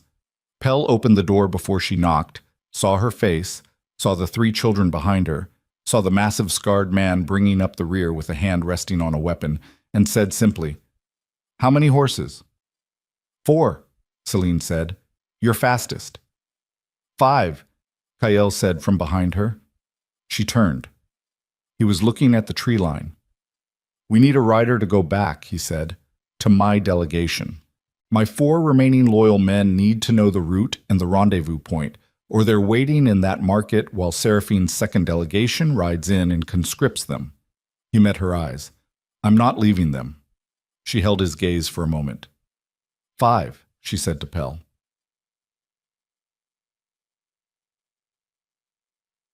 They rode north on the old merchant road with the sky going the dark gray of late afternoon and the cold sharpening around the edges of the wind. Celine had Cale in front of her, his small back pressed against her chest, his hands wrapped around the saddle horn with the focus of a child who had decided that riding was a problem to be solved. Bryn had Lyra. Dax had, after approximately 90 seconds of negotiation that Celine didn't have the bandwidth for, ended up sharing Kyle's horse in an arrangement that seemed to have been decided entirely by Dax through the sheer force of his refusal to be placed anywhere else. She didn't think about that. She thought about the road. The Hartwell capital was a day's ride north at this pace. The governor, Lord Casson, was a practical man. She'd met him twice, both times under her Lena Ashwood identity, both times in the context of legitimate trade business that had allowed her to establish the kind of peripheral goodwill that wasn't friendship but was the next closest thing. He owed her a debt she'd never named, and she'd kept it unnamed deliberately, kept it growing, kept the interest compounding. She was about to call it. The sound of hoofbeats behind them came in the 3rd hour. Not the subtle sound of ordinary road travel, the specific rhythm of riders pushing speed, grouped close, the percussion of pursuit rather than transit. Celine heard it before anyone else did, felt it through her horse's stride before her ears confirmed it, and said one word. "Ride." The road opened up past the tree line, and she gave the horse the full rein and felt the animal open up beneath her. and behind her she heard Kael's horse matching pace, and Breen's, and the cold air was hitting her face hard enough to water her eyes, and she leaned low and held Kael against her chest with both arms and let the animal run. 8 riders. She counted them by sound over the next half-mile, the specific cluster of hoofbeats individualizing as the gap narrowed. 8 riders moving with purpose, no hesitation at the road junctions, which meant they knew the route, which meant someone had guessed north or had eyes she hadn't accounted for. Harwick's men, not Seraphine's. The blockade had been lifted and redirected when the farmhouse was found empty. She looked right. The forest break was 50 yards off the road, dense enough for cover, bad terrain for large horses in low light. She looked left. Open farmland.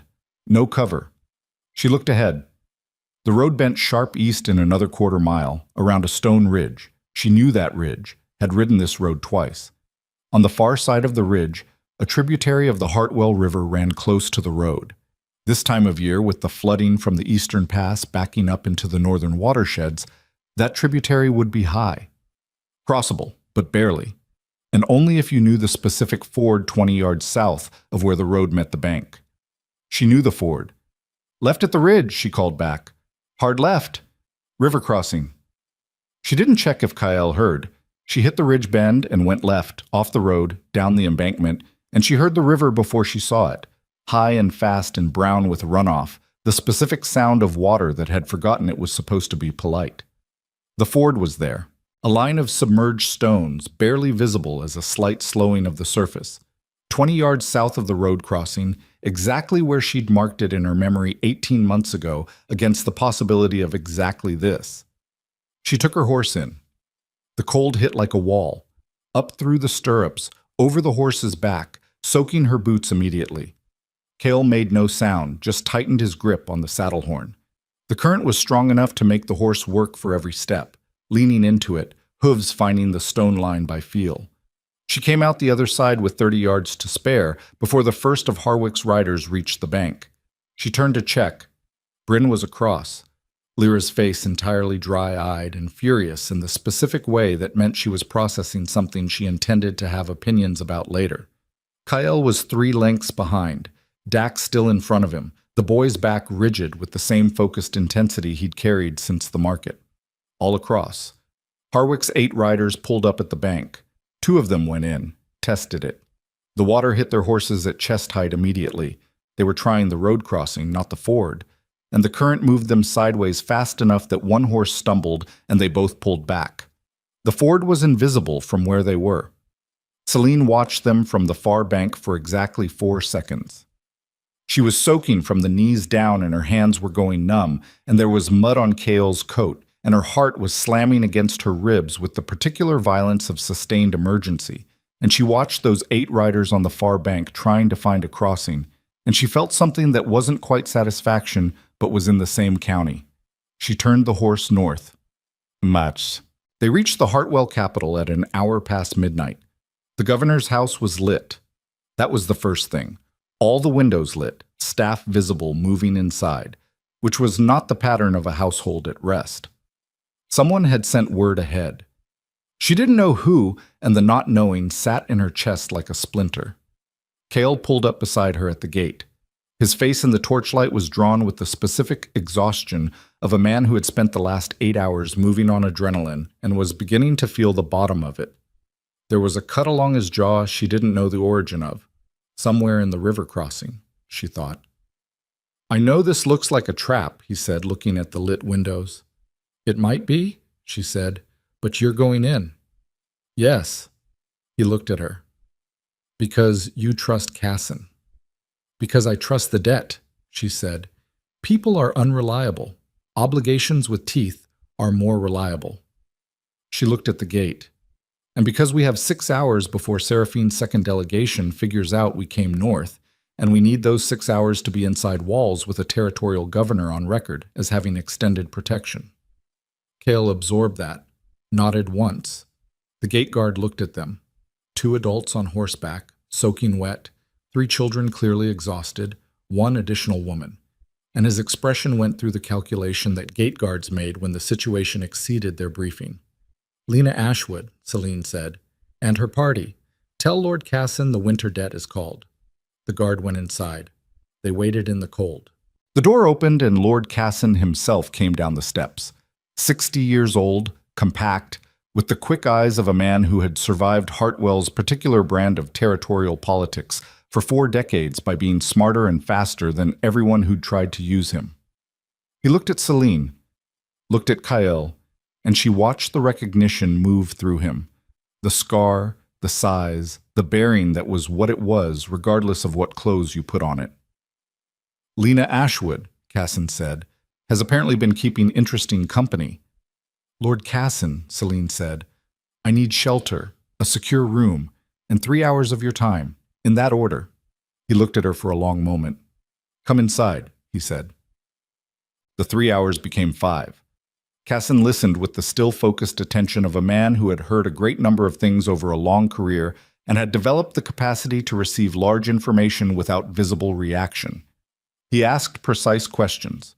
He looked at the document Celine produced from the satchel, not the Veth documentation, which they didn't have, but the independent corroboration she'd filed with the notary, retrieved now via Kyle's rider who had arrived an hour after them, having ridden harder and smarter than the pursuit. At the end of the 5th hour, Casson sat back in his chair and looked at the Alpha King of the Black Dominion sitting across his table in damp riding clothes with a cut on his jaw and said, You understand that sheltering you here constitutes a political act with significant consequence for Hartwell's relationship with the Imperial Court. Yes, Kyle said, and you're asking me to do it anyway. I'm telling you what's true, Kyle said. What you do with it is your decision. Casson's eyes moved to Celine. You filed that document 2 years ago, he said. You could have used it at any point. I needed it to matter when it was used, she said, not just exist. He looked at her for a long moment. Something moved in his face that she thought might be very quietly respect. I'll send for the full council, he said, not the regent subset. There's a provision. I know the provision, Celine said. He almost smiled. He was reaching for the bell to call his secretary when the sound came through the window. Hoofbeats in the courtyard, multiple horses, the specific percussion of a large group moving under orders rather than urgency. Not the 8 from Harwick. More than that, the wrong rhythm. Celine stood. Kyle was already at the window. Outside the governor's gate, in the torchlit courtyard, a delegation of 20 Imperial riders sat in formation, black and silver. Full Imperial colors, and at their head, wearing a deep blue traveling coat, her pale hair pulled back, her posture carrying the absolute certainty of a woman who had never in her life walked into a room she didn't own. Seraphine Voss. Behind her, flanked by 2 riders, in chains that were clearly ceremonial rather than physical, but were entirely clear in their intent, was Veth. His face was the face of a man who had calculated wrong. Seraphine looked up at the window where Kyle stood. Even from this distance, even through glass, Celine could read her expression. She'd known they'd come north, had arrived ahead of her own second delegation, had taken Veth before his documentation could be retrieved, had moved in the 6 hours since Ember's reach, with a speed and precision that spoke to resources and preparation that extended further into the Hartwell territories than Celine had mapped. Seraphine raised one hand. A formal gesture, the imperial summons, the one that legally required response from any citizen or ally of the Dominion. She was looking directly at the window, directly at Kyle, but her eyes moved, very deliberately, to the left, to where Celine stood. And then, with the particular precision of a woman who had spent 3 years preparing for this exact confrontation, Seraphine's hand moved to the rider beside her, and the rider held up what he was holding. 3 small portraits, painted on wood, formal style, Dominion Court standard, Heirs portraits, the kind that were painted when the succession was being formally documented, portraits of 3 children with silver eyes, which meant she'd had them painted, in advance, weeks ago, minimum, which meant she'd known about the children before today, before the market, before the messenger. Celine's blood went ice cold. Seraphine had known about the children for weeks and had held that knowledge and used it to time every single move. The protocol, the delegations, Veth's positioning, the Harwick blockade, all of it, to arrive at exactly this moment in exactly this place, with the Alpha King stripped of unilateral authority and Celine with nowhere left to run. The trap hadn't been a response to Kale finding them. The trap had been set before he arrived. Finding them had been the trigger. Kale turned from the window. His face was the face of a man who had understood the same thing at the same moment, and what was on it was not fear. It was not even rage.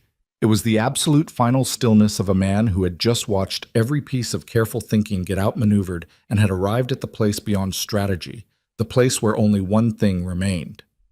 He looked at Celine. She looked back at him. There were 20 armed Imperial riders in the courtyard, a Regent Council mandate in Seraphine's pocket, and 3 children sleeping in Lord Cassen's guest room upstairs, whose entire future was going to be decided in the next 30 minutes. "I need you to go upstairs," Kael said. "Stay with the children." "Kael, I'm going to walk out that front door," he said, and the quiet in his voice was the most frightening thing she'd heard all day. Not the quiet of defeat, but the quiet of a man who had stripped everything down to the single thing left. "And I'm going to stand in that courtyard, and I'm going to make her look at me while there's still an Alpha King of the Black Dominion to look at.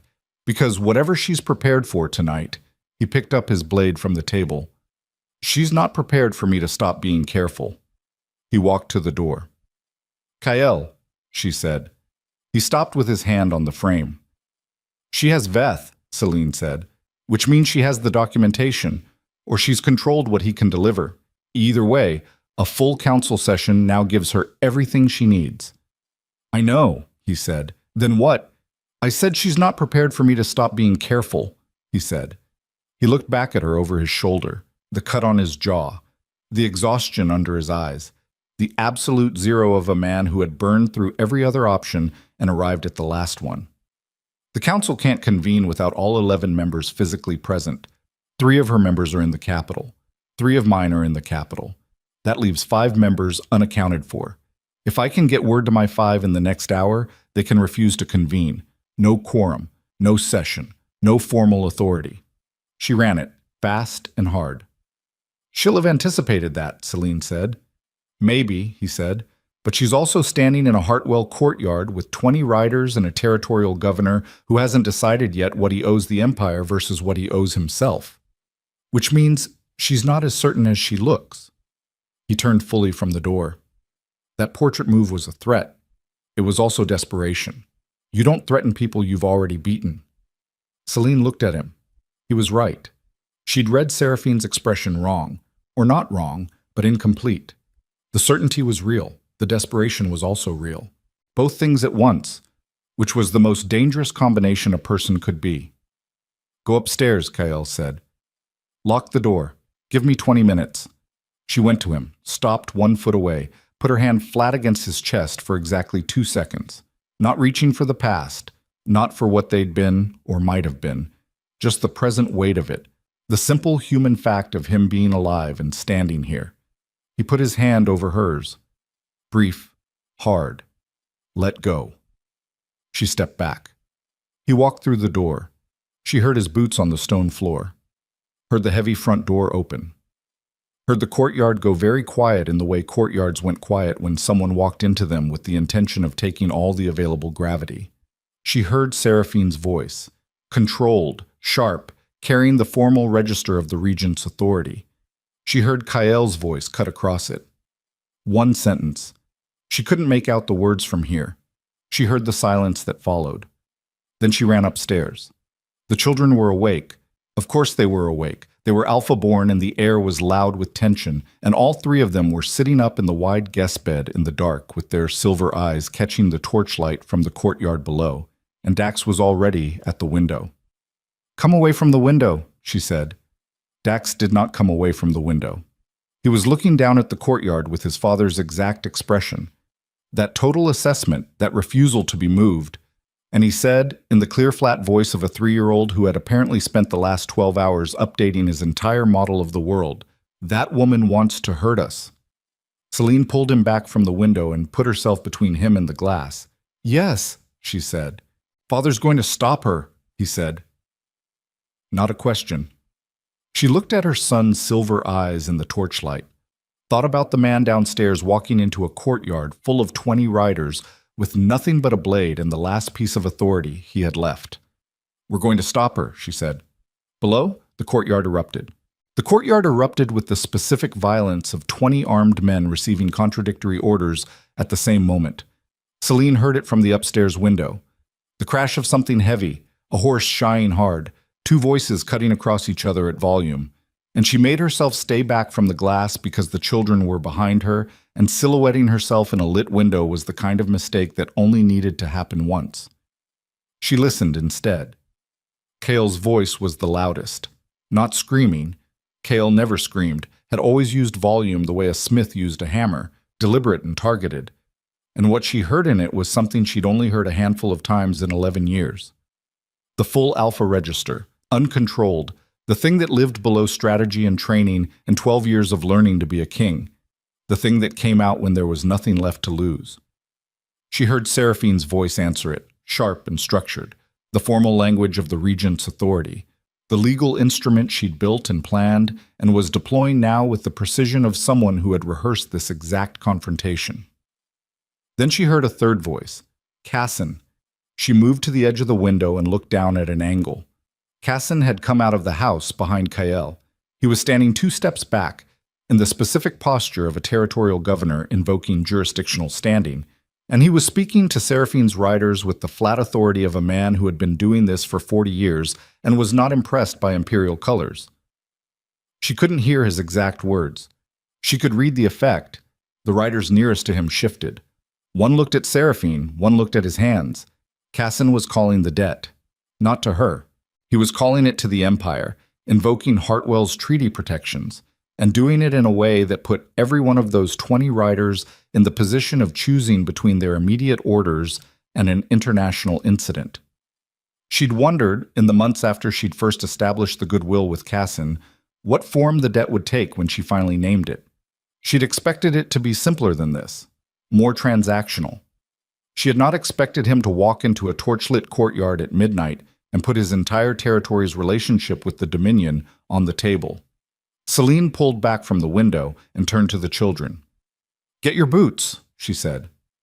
Lyra was already reaching for them. Cale was watching her with his father's assessing stillness. Dax had not moved from where she'd pulled him back, was standing with his arms crossed in the posture she recognized as him, processing something he intended to have an opinion about. "Are we running again?" he said. The question hit her somewhere she didn't have armor for. 3 years old, and the word again was in it. The weight of a child who had spent his whole conscious life in the low hum of impermanence, of knowing without being told that the ground under their feet was provisional. She went to him, crouched down so she was at his level. His silver eyes in the torchlight were exactly his father's and entirely his own at the same time. "No," she said. "We're going down." He looked at her. "Together?" he said. "Together," she said. She stood, looked at Bryn, who was already holding Cale on her hip, and had Lyra's hand and was waiting with the expression of someone who had decided years ago that wherever Celine went was where Bryn went, and had never since required the question to be re-asked. "Stay behind me," Celine said. She went down the stairs. The front door was open. The cold came through it in a wave. She walked through it and stopped on the top step and looked at what was happening in the courtyard. Kael was standing in the middle of it with no weapon drawn, which she understood immediately as the more dangerous choice. A drawn blade gave Seraphine's riders legal justification under the regent's authority, gave them the aggression narrative they needed to move on him without creating a jurisdictional incident. No blade meant they had to come to him, had to be the ones who reached first. And every one of those 20 men was looking at the Alpha King of the Black Dominion standing in the center of the courtyard in the dark, and calculating privately what reaching for him was going to cost. Seraphine was still on her horse. Celine had expected her to be on the ground, had expected the confrontation to have gone physical already given the noise. But Seraphine was mounted, and it took Celine 3 seconds to understand why. The height, the visual authority. The specific image of a queen on horseback looking down at the man she was replacing. Every choice Seraphine made was image, had always been image, and even now, even in this, she was staging herself. Veth was off to the right, still flanked by the 2 riders. His expression was the expression of a man who had understood, somewhere in the last 2 hours, that he'd been maneuvered the same way Celine had been maneuvered, and was working through the specific grief of someone who thought they were playing a game and discovered they were a piece in someone else's. Cassine was speaking. 3 of Seraphine's riders were listening, hands visibly away from their weapons. The jurisdictional argument landing, or at least creating hesitation. Celine walked down the steps. Kael saw her immediately. His eyes found her in the dark the way they'd always found her in rooms. Some quality of attention that she'd spent years telling herself meant nothing and had never fully convinced herself of. She watched something move through his face. Not relief. Something harder than relief. Seraphine saw her half a second later. The horse shifted under her as she pulled her attention away from Kael, and for the first time since the portrait gambit in the courtyard below the governor's window, Celine saw Seraphine's composure do something it almost never did. It cracked, not shattered. Seraphine was too controlled for shattering, but the crack was there, in the fractional tightening around her eyes, in the way her hand moved on the reins before she controlled it. Because Seraphine had built this entire architecture around the assumption that Celine was running, had always been running, that the woman who'd slipped out a palace gate 3 years ago with nothing but a travel bag and a night's head start was a woman defined by flight. Celine was not running. She walked across the courtyard in the cold midnight air with the measured pace she'd brought to every moment in her life that required her to be more than she felt. And she stopped 10 feet from Seraphine's horse, and she looked up at the woman who had helped destroy her marriage, and then spent 3 years trying to finish what she'd started. "Get down," Celine said. The courtyard went quiet. Seraphine looked at her for a long moment. Then she dismounted. Not rushed, controlled. The motion of a woman who had decided that descending was itself a statement, that she could afford to come to ground level because ground level was where she did her best work. She landed lightly and stood, and she was beautiful in the specific way that Celine had always registered without caring about, the kind of beauty that had been carefully maintained and strategically deployed, and her eyes were the gray-blue of a winter sky and entirely cold. "Celine Vailor," she said, the formal name. Divorce name, not queen's title. Deliberate. "Seraphine Voss," Celine said. No title at all. Something sharpened in Seraphine's expression. "You've run out of road," Seraphine said. "You understand that. Wherever you go from here, the Regent Council's authority follows. You've been named in a conspiracy charge. Your children's legal status is under formal review." She let that sit for exactly 2 seconds.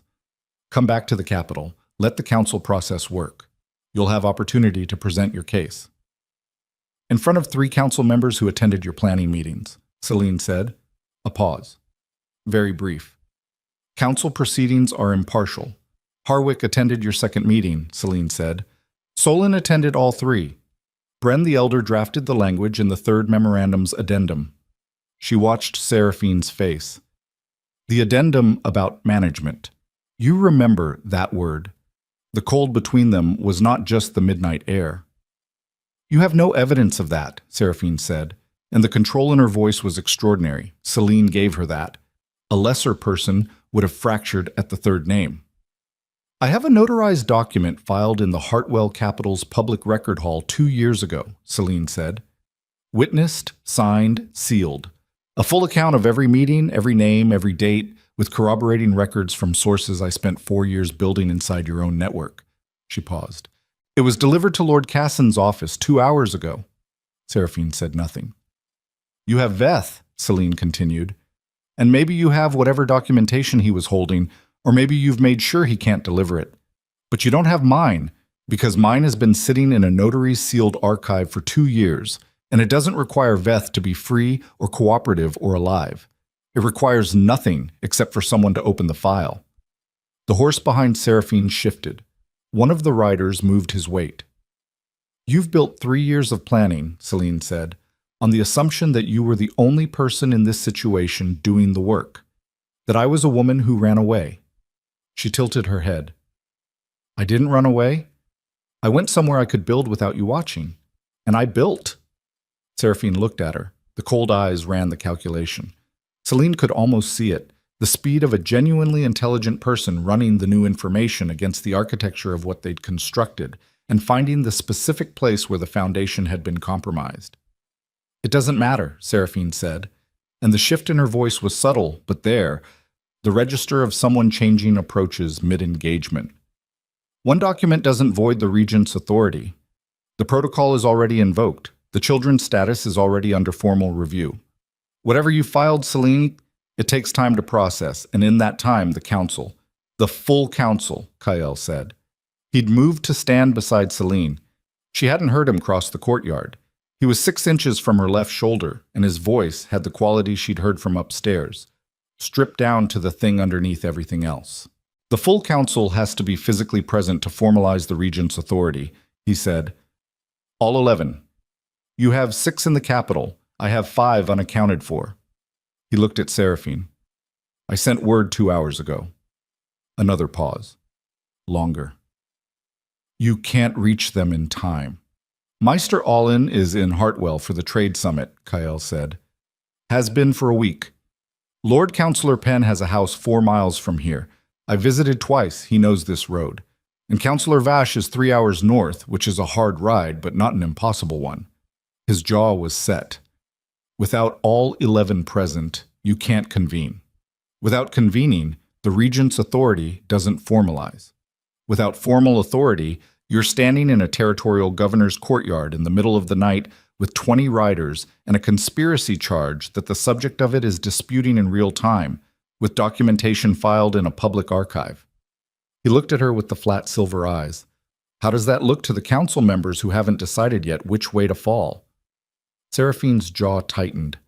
For the first time since Celine had known her, 3 years of palace life before the divorce, and this night after, Seraphine Voss looked at a situation and did not immediately know what to do with it. That moment, that specific moment of a person who had planned for everything encountering the thing they hadn't planned for. Celine had seen it happen to others, had worked, quietly, and over years, to be the thing that someone hadn't planned for. She felt nothing triumphant about it. Triumph required energy she'd spent. What she felt was the specific exhaustion of someone who had been carrying a very heavy thing for a very long time and could see the table where she was going to be able to set it down. Not yet, but close. "I want to offer you something," Celine said. Seraphine's eyes moved back to her. "Not a deal," Celine said. "I'm not negotiating with you. I want to offer you the chance to understand what's actually happening here, because you're a smart woman, and you've been playing the wrong game for 3 years, and I think some part of you already knows it." Something moved in Seraphine's expression, not softening, something more complicated than that, the expression of a person being handed a mirror and not being certain whether to look. "You wanted the crown," Celine said. "I understand that. You wanted it badly enough to spend years building toward it, to cultivate the right relationships, to position yourself inside an empire's political architecture with precision and patience. That's not nothing. That takes something." She looked at Seraphine steadily. "But somewhere in the building of it, the goal shifted. You stopped working toward the crown and started working against me, against children who hadn't been born yet. And those aren't the same thing, Seraphine. One of them is ambition. The other one is something you can't build a reign on." The courtyard was silent in a way that had changed character from the silence of confrontation to the silence of something else, of people listening, 20 riders, and a territorial governor, and a man with a cut on his jaw standing 6 inches from Celine's shoulder. "I'm not asking you to apologize," Celine said. "I'm not asking for anything from you personally. I'm telling you that the document in Cassin's office names Harwick and Solus and Bren, and it has enough in it to bring them down completely. And when they come down, they will take you with them because that's what people do when they fall. They take everyone they can reach, unless you move first." Seraphine stared at her. "You have information about them that I don't have," Celine said. 3 years of it. You've been inside their meetings and their plans, and you know things about the Eastern Caucasus' deeper agenda that go well beyond the succession question. She paused. "Full voluntary testimony to a proper council session, 11 members, no regent subset, legal counsel of your choice, is different from being dragged down with 3 lords who will spend their last political breath blaming everything on you." The silence stretched. Kyle said nothing. He was watching Seraphine with the expression of a man who had stopped trying to predict what she would do and was simply waiting to find out. Seraphine looked at Veth. He looked back at her with the face of a man who had nothing left to gamble. She looked at the riders, 20 men who had ridden through the night on her orders and were now standing in a territorial governor's courtyard, calculating the odds of an international incident against the certainty of following orders that were beginning to look like they'd been given by someone whose position was less stable than advertised. She looked at Celine. "You'd have testified against me," she said, "regardless of what I said tonight." "Yes," Celine said. "But testimony about conspiracy is different from testimony about conspiracy plus 3 dead children. One of those ends a career, the other ends a life." She held Seraphine's gaze. "You didn't have them killed. You had plans, but you didn't execute them.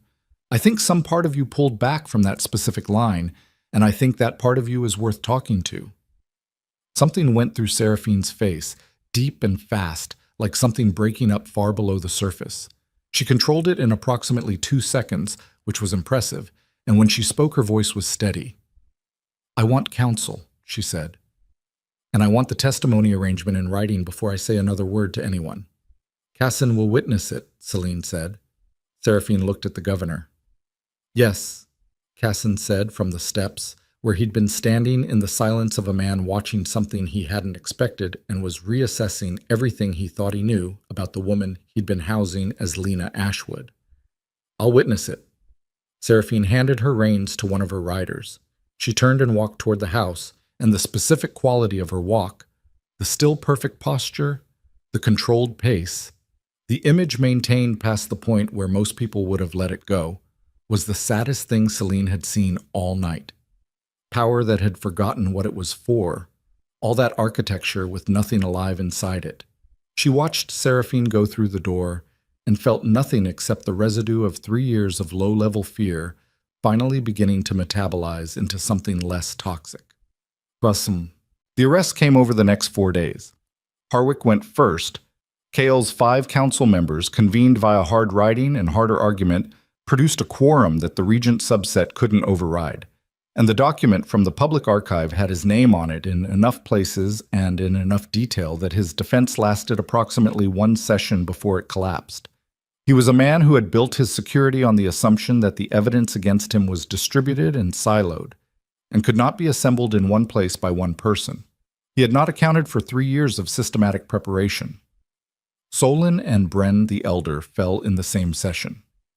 The Eastern Caucasus, without its 3 primary architects, fractured along the fault lines that had always existed between its members, interests that had aligned around a specific target and had no secondary coherence once that target was removed. Veth testified. His documentation was real. She'd been right about that, in the farmhouse kitchen, reading his face. It was real, and it was detailed, and it covered aspects of Seraphine's planning that Celine's own records hadn't reached, including 2 conversations with Captain Adrian about specific methods. The council's reaction to those 2 conversations was the only moment in the 4-day session where the formal proceeding briefly lost its shape. Seraphine testified last.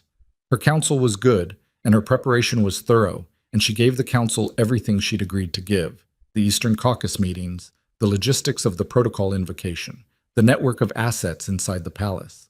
She was precise, and she was honest in the specific way a person was honest when they understood that the alternative was worse, and when it was over, she sat very straight in her chair with her hands folded on the table and looked at the 11 council members with the face of someone who had come to the end of a very long road and found it different than expected. Her marriage to Kyle was voided. The grounds were conspiracy against the succession, which was ironically the same language she'd used in the emergency succession protocol. The council's language for it was dry and procedural and contained nothing that acknowledged the human scale of what it was dissolving. She left the capital 3 days later, under terms that included the testimony immunity and a permanent bar from court. Celine didn't watch her go. There was nothing in watching her go that she needed. The children's legal status was formally recognized on the 5th day. The session was brief. 11 council members, a formal verification of lineage, which Kyle submitted to without any of the political theater that usually surrounded such things, simply stood in front of the council and stated plainly what was true, and a reading of the succession documentation that established Kale, Lyra, and Dax as heirs of the Black Dominion in the order of their birth. Celine was present for it. She'd debated whether to be. The question had kept her awake the night before, not whether the children deserved recognition, which was not a question at all, but whether her presence in that chamber constituted a return to something she'd walked away from with full intention. She'd gone because Lyra had asked her to. 3 years old, sitting on the edge of the guest bed in Cassin's house the morning of the session, pulling on her own socks with the concentrated ferocity she brought to all physical tasks, and she'd looked up at Celine and said, "You're coming, right?" in the voice of a child who had already decided the answer and was just confirming. Celine had gone.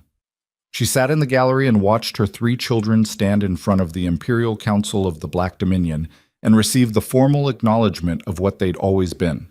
And she kept her hands flat on her thighs and her breathing even, and she did not allow herself to feel the full weight of it until she was back in the corridor outside, where she stood against the stone wall for approximately 90 seconds and let the 3 years land.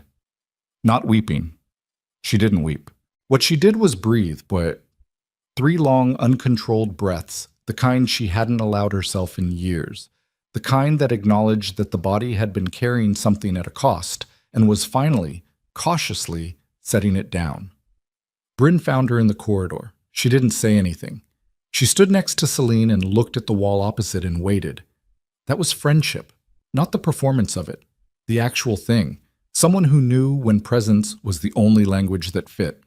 After the 90 seconds, Celine straightened up, smoothed her coat, walked back through the door. The conversation with Kyle happened on the 6th evening in the governor's garden after the children were asleep. It was cold, and the last of the autumn light was doing what it did at this latitude, going fast and taking all the color with it, leaving the sky the dark blue that came before dark. There was a stone bench at the garden's far edge, and Kyle was sitting on it with his elbows on his knees and his hands loose between them, looking at nothing in particular. She sat on the other end of the bench, left 2 feet of space between them. Neither of them spoke for a while. There was something almost strange about the quiet after the noise of the last 6 days, the sessions, the testimony, the procedural machinery of consequence grinding through its motions. Strange in the way that silence after long sound was always strange, the ears adjusting, the body cautious about trusting it. "I've been trying to figure out what to say," Kyle said. His voice was low and not quite steady, which was the most honest she'd heard it. "I've had 6 days, and I haven't figured it out." Celine looked at the last of the light in the sky. "Then don't say the thing you've been trying to figure out," she said.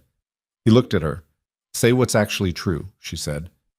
He was quiet for a moment. His hands moved, that gesture she'd noticed in the kitchen, the heels of his palms pressing against each other, the small, unconscious tell of a man holding himself to account. "I failed you," he said. Not as a preamble to something else, just the sentence placed down like a stone. She didn't deflect it. "Yes," she said. "Not just the divorce," he said. "Before that. The years before that. I knew the palace was... I knew there were factions. I knew Seraphine's position inside the court was complicated. I told myself I was managing it. I told myself I was keeping the important things separate from the political architecture." He stopped. "I wasn't. I was choosing the architecture and calling it management." Celine looked at him. There was something she'd thought about in the 3 years of Ember's reach. Not often, not in the way of picking at a wound, but occasionally in the quiet of early morning before the children woke, when her mind ran over things without her permission. She'd thought about the specific shape of Kael's failure, not the cruelty of it. She'd never believed it was cruelty, had always understood it as something more complicated and in some ways harder to resolve. The failure of a man who was genuinely capable, but who had organized his capabilities entirely around the external, the empire, the succession, the political reality, and had left the internal, the private, the human, to manage itself. She'd thought about what it would have taken to be different, the specific reorientation that would have been required, whether it was even possible. She had come, over 3 years and 1,200 early mornings, to a conclusion that surprised her with its lack of bitterness. You were what the Empire made, she said. 12 years of being required to put the Empire first. Not asked, required. The succession law, the Council's pressure, the expectations of every lord and soldier and citizen who needed the Alpha King to be a function more than a person. She turned her head to look at him. That's not an excuse, but it's true. He looked back at her. You were what the Empire made, she said again, and I needed more than that. And for a long time I was angry that you couldn't see the difference. She paused. What I understand now, what took me a long time to understand, is that you couldn't see what you'd never been shown. She held his gaze. Nobody shows kings how to be human. They show them how to be kings. The garden was almost fully dark now. Somewhere in the house a lamp was lit, and the light from it reached just far enough to make the darkness beyond it more visible. I don't know what you're saying, Kael said. Careful. Like a man who'd been burned enough times by hope that he'd learned to move slowly around it. I'm saying that I understand how it happened, Celine said. I'm saying that understanding it doesn't undo 3 years, and it doesn't put back the 4 months before that, and it doesn't change the fact that I built something in Ember's reach, something that was mine, that I built from nothing, that I am not walking away from. She looked at him steadily. I am not coming back to the palace as your queen, Kael. That's not negotiable, and it's not a starting position. It's what's true. Something moved through his face. He absorbed it, set his jaw and absorbed it the way she'd watched him absorb hard things all his life. Not gracefully, but without flinching. What are you coming back as? He said. I don't know yet, she said. The children need to be here. They need to be recognized. They need the education and the formation that goes with their inheritance. They need to know what they are. I know that. I've known it since they were born. She paused. But I need to figure out what form my being here takes, and I need that to be my determination, not yours, not the Council's, mine. He nodded. The motion was small and meant something more than agreement. It meant he understood the distinction she was making, the one that mattered most. Whatever form, he said, whatever you decide, I'll build the structure around it. She looked at him. That's not enough, she said. He waited. I don't need you to build structure around my decisions, she said. I need you to be present, in the actual human sense, present with them, with what they need, what they are, who they're becoming, present in the way that costs something. She looked at him without softening it. They've had me for 3 years. They don't know you at all. Dax decided in approximately 4 hours that you were worth following. That is a gift he gave you that you didn't earn yet, and you need to understand the weight of it. Kael's jaw worked. I know, he said, very quiet. And Lyra will not simply give you anything, Celine said. She will require proof. Consistent, repeated proof over a long time. She is 3 years old, and she is already very good at knowing the difference between a person who means what they say and a person who says what sounds right. She gets that from... She paused, with something that wasn't quite a smile but lived in the same neighborhood. I'm not entirely sure which of us she gets it from. Something moved across Kael's face. Not the stripped raw quality from the kitchen, not the absolute stillness of the courtyard. Something quieter. Something that had not had room to exist until now, when the emergency had stopped, and the machinery had ground to its conclusion, and there was nothing left to fight except the actual shape of things. And Kael, he said. He said the name with the particular weight of a person learning to say something for the first time and understanding it's not just a sound. Kael watches everything, Celine said. He doesn't speak as much as the other two. He stores. He'll know who you are from watching you, not from what you tell him, not from what anyone else says, just from watching. She met his eyes. Be the thing that's worth watching. That's all. Kael said nothing for a long moment. 3 years, he said. Not the way he'd said it before. Not as an accusation she was leveling at him, but as a reckoning he was doing with himself. The weight of what had been missed. The specific irreversibility of time. There was a thing Celine had learned in Ember's reach, in the accumulation of ordinary days that had made up her 3 years there, in the herb work, in the bread she'd learned to bake badly, and then adequately, and then well, in the neighbors who'd become peripheral friends, in the children's first words and first steps and first arguments with each other about fairness. She'd learned it from the sheer accumulation of small things, adding up to something that felt, against all expectation, like enough. The thing she'd learned was that survival wasn't the end of the story. It was the beginning of one. That the question on the other side of the worst thing was not how do I recover, but who am I now, and that the answer to that question couldn't be rushed or imposed or given by anyone else. It had to be found in the same slow, patient way that all real things were built, day by day, choice by choice, the repetition of small, honest acts adding up to a character. She'd built one, hers. She looked at Kyle on his end of the bench and thought about whether he could build one too. Not the Alpha King, not the function, the person. She didn't know. That was the honest answer. She didn't know, and the not knowing was acceptable, because she had stopped needing to know the ending before she lived the middle. 3 years is 3 years, she said, and it's also over, and what's after it is different from both. He looked at her. Different how? He said. I don't know yet, she said. That's the part we haven't written. The lamp in the house window shifted, someone moving inside, the light changing direction, and for a moment the garden was darker and then settled into its new steady pattern. I'd like to write it, Kyle said. If that's something... He stopped, started again. I'm not asking for what it was. I understand that doesn't exist anymore. I'm asking if there's something that's allowed to be new. Celine looked at the dark garden for a long time. Ask me in a year, she said. He was still. Not a deflection, she said, a literal answer. Ask me in a year, show me in a year. With them, with this, with every ordinary day that goes between now and then. She turned her head and looked at him. I'll know more than I know now. And so will you. He held her gaze. Okay, he said. One word. The restraint of it, not pressing, not bargaining, not deploying any of the considerable force of will she knew he possessed, was its own kind of evidence. Small. The beginning of something.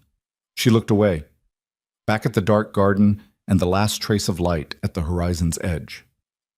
The triplets met their father for the first time without an emergency in the context of it 2 days later, in Cassin's wide sitting room with the fire going and nothing pressing anywhere. Cale sat on the floor. She hadn't told him to. She'd watched from the doorway as he'd looked at the 3 children and looked at the furniture and made his own calculation, and had lowered himself to the floor with the controlled care of a very large man trying to be smaller than he was. Lyra assessed him from across the room for approximately 3 minutes. This was her established pattern with new things. Thorough preliminary evaluation before any investment of engagement. Then she crossed the room and stood directly in front of him and said, Do you know how to make a wolf out of your hands in the firelight? Cale looked at her. Yes, he said. Show me, Lyra said. He showed her. She watched, corrected his finger placement once, and then made him do it again. He did it again. She watched the shadow wolf move on the wall with the expression of a child conducting an audit. Okay, she said finally, and sat down next to him. Cale came over 20 minutes later when he'd finished whatever internal process he required. He sat on Kyle's other side and looked at the fire and did not speak. And Kyle did not speak to him. And after a while, Kyle put his arm out in a loose, careful way. Not pulling, not demanding, just available. And Cale leaned against him with the complete physical trust of a child who had, in the private accounting of his own observation, reached a conclusion. Dax remained across the room. He was watching all of it with his arms crossed and his silver eyes steady. And when Kyle finally looked over at him, Dax held the eye contact for a long moment with the evaluative weight that he carried in everything he did. Then he crossed the room and sat down in front of Kyle and said, Tell me about the Empire. Celine from the doorway watched Kyle Draven look at his 3-year-old son and make the correct decision, which was not to simplify and not to deflect, and not to offer the child something easier than what was asked for. It's large, Kyle said, and complicated, and it's been run for a long time by people who thought power was the same as strength. He looked at Dax steadily. It's not. Dax considered this. What's the difference? He said. Power, Kyle said, is what you have. Strength is what you don't lose when they take the power away. Dax was quiet for a moment. Then, with the precision of a 3-year-old who had been storing observations all his life and was just beginning to find language adequate to deploy them. "Mother has strength," he said. "Yes," Cale said. "She does." "Do you?"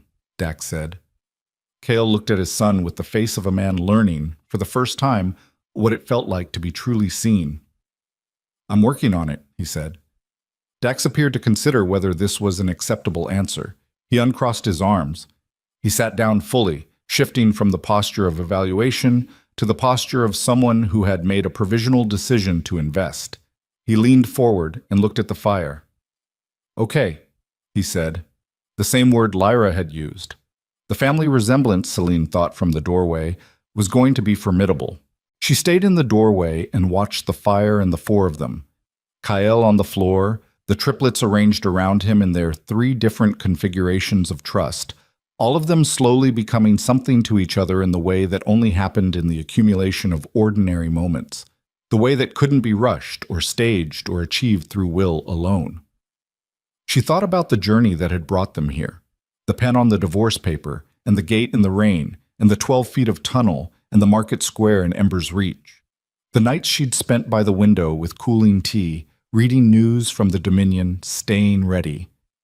The specific quality of a life built on the permanent understanding that the ground was provisional, that the work of safety was never finished. She thought about what came after the permanent provisionalness, what it felt like to be standing in a doorway watching something that was possibly going to be allowed to last. It felt like being very tired and very awake at the same time. It felt like the body beginning to believe cautiously that it was allowed to put something down. It felt like the beginning of a different kind of work. She was 32 years old. She had 3 children who were going to be extraordinary in ways that would make her gray before her time. She had a herb practice she intended to continue regardless of what title the Empire assigned her, because it was hers, and she'd built it, and it had saved her in ways that had nothing to do with medicine. She had a year, Kyle's year, the one she'd given him, to watch and learn and find out what was true on the other side of everything that had been. She had, for the first time in longer than she could accurately calculate, no immediate emergency. The fire cracked. Lyra said something to Kyle that made him produce a sound she hadn't heard from him in years. Low and unguarded, something that was almost a laugh. Cale looked up at the sound with the evaluating expression and then went back to the fire, satisfied by whatever he'd measured. Dax sat forward and asked another question, sharp and specific, and Kyle answered it with his full attention. Celine stayed in the doorway and let herself look at this. Let it be what it was, without diminishing it to protect herself from hoping, and without inflating it to something it hadn't earned yet. What it was? A beginning. The difficult, unglamorous, necessary first steps of something that would require years of ordinary days to become what it had the potential to be. No guarantee of arrival, no certainty that the man on the floor would sustain the thing he was doing now through every subsequent test it would face. No map for what her own life inside this new arrangement was going to look like once she'd built it. Just the beginning. And the beginning was enough. The silver moon rose over the Hartwell capital and the fire burned, and outside the window the empire that had tried to erase them went on with its complicated life. The trade routes and the council sessions and the border negotiations and all the slow grinding machinery of a world that was larger than any one person's story. Inside this room, the story was small and warm and entirely itself. Celine Valor stood in the doorway between the dark corridor and the lit room, and she chose the lit room, and she walked into it, and she sat down, and she let the warmth reach her. That was all. That for tonight was everything.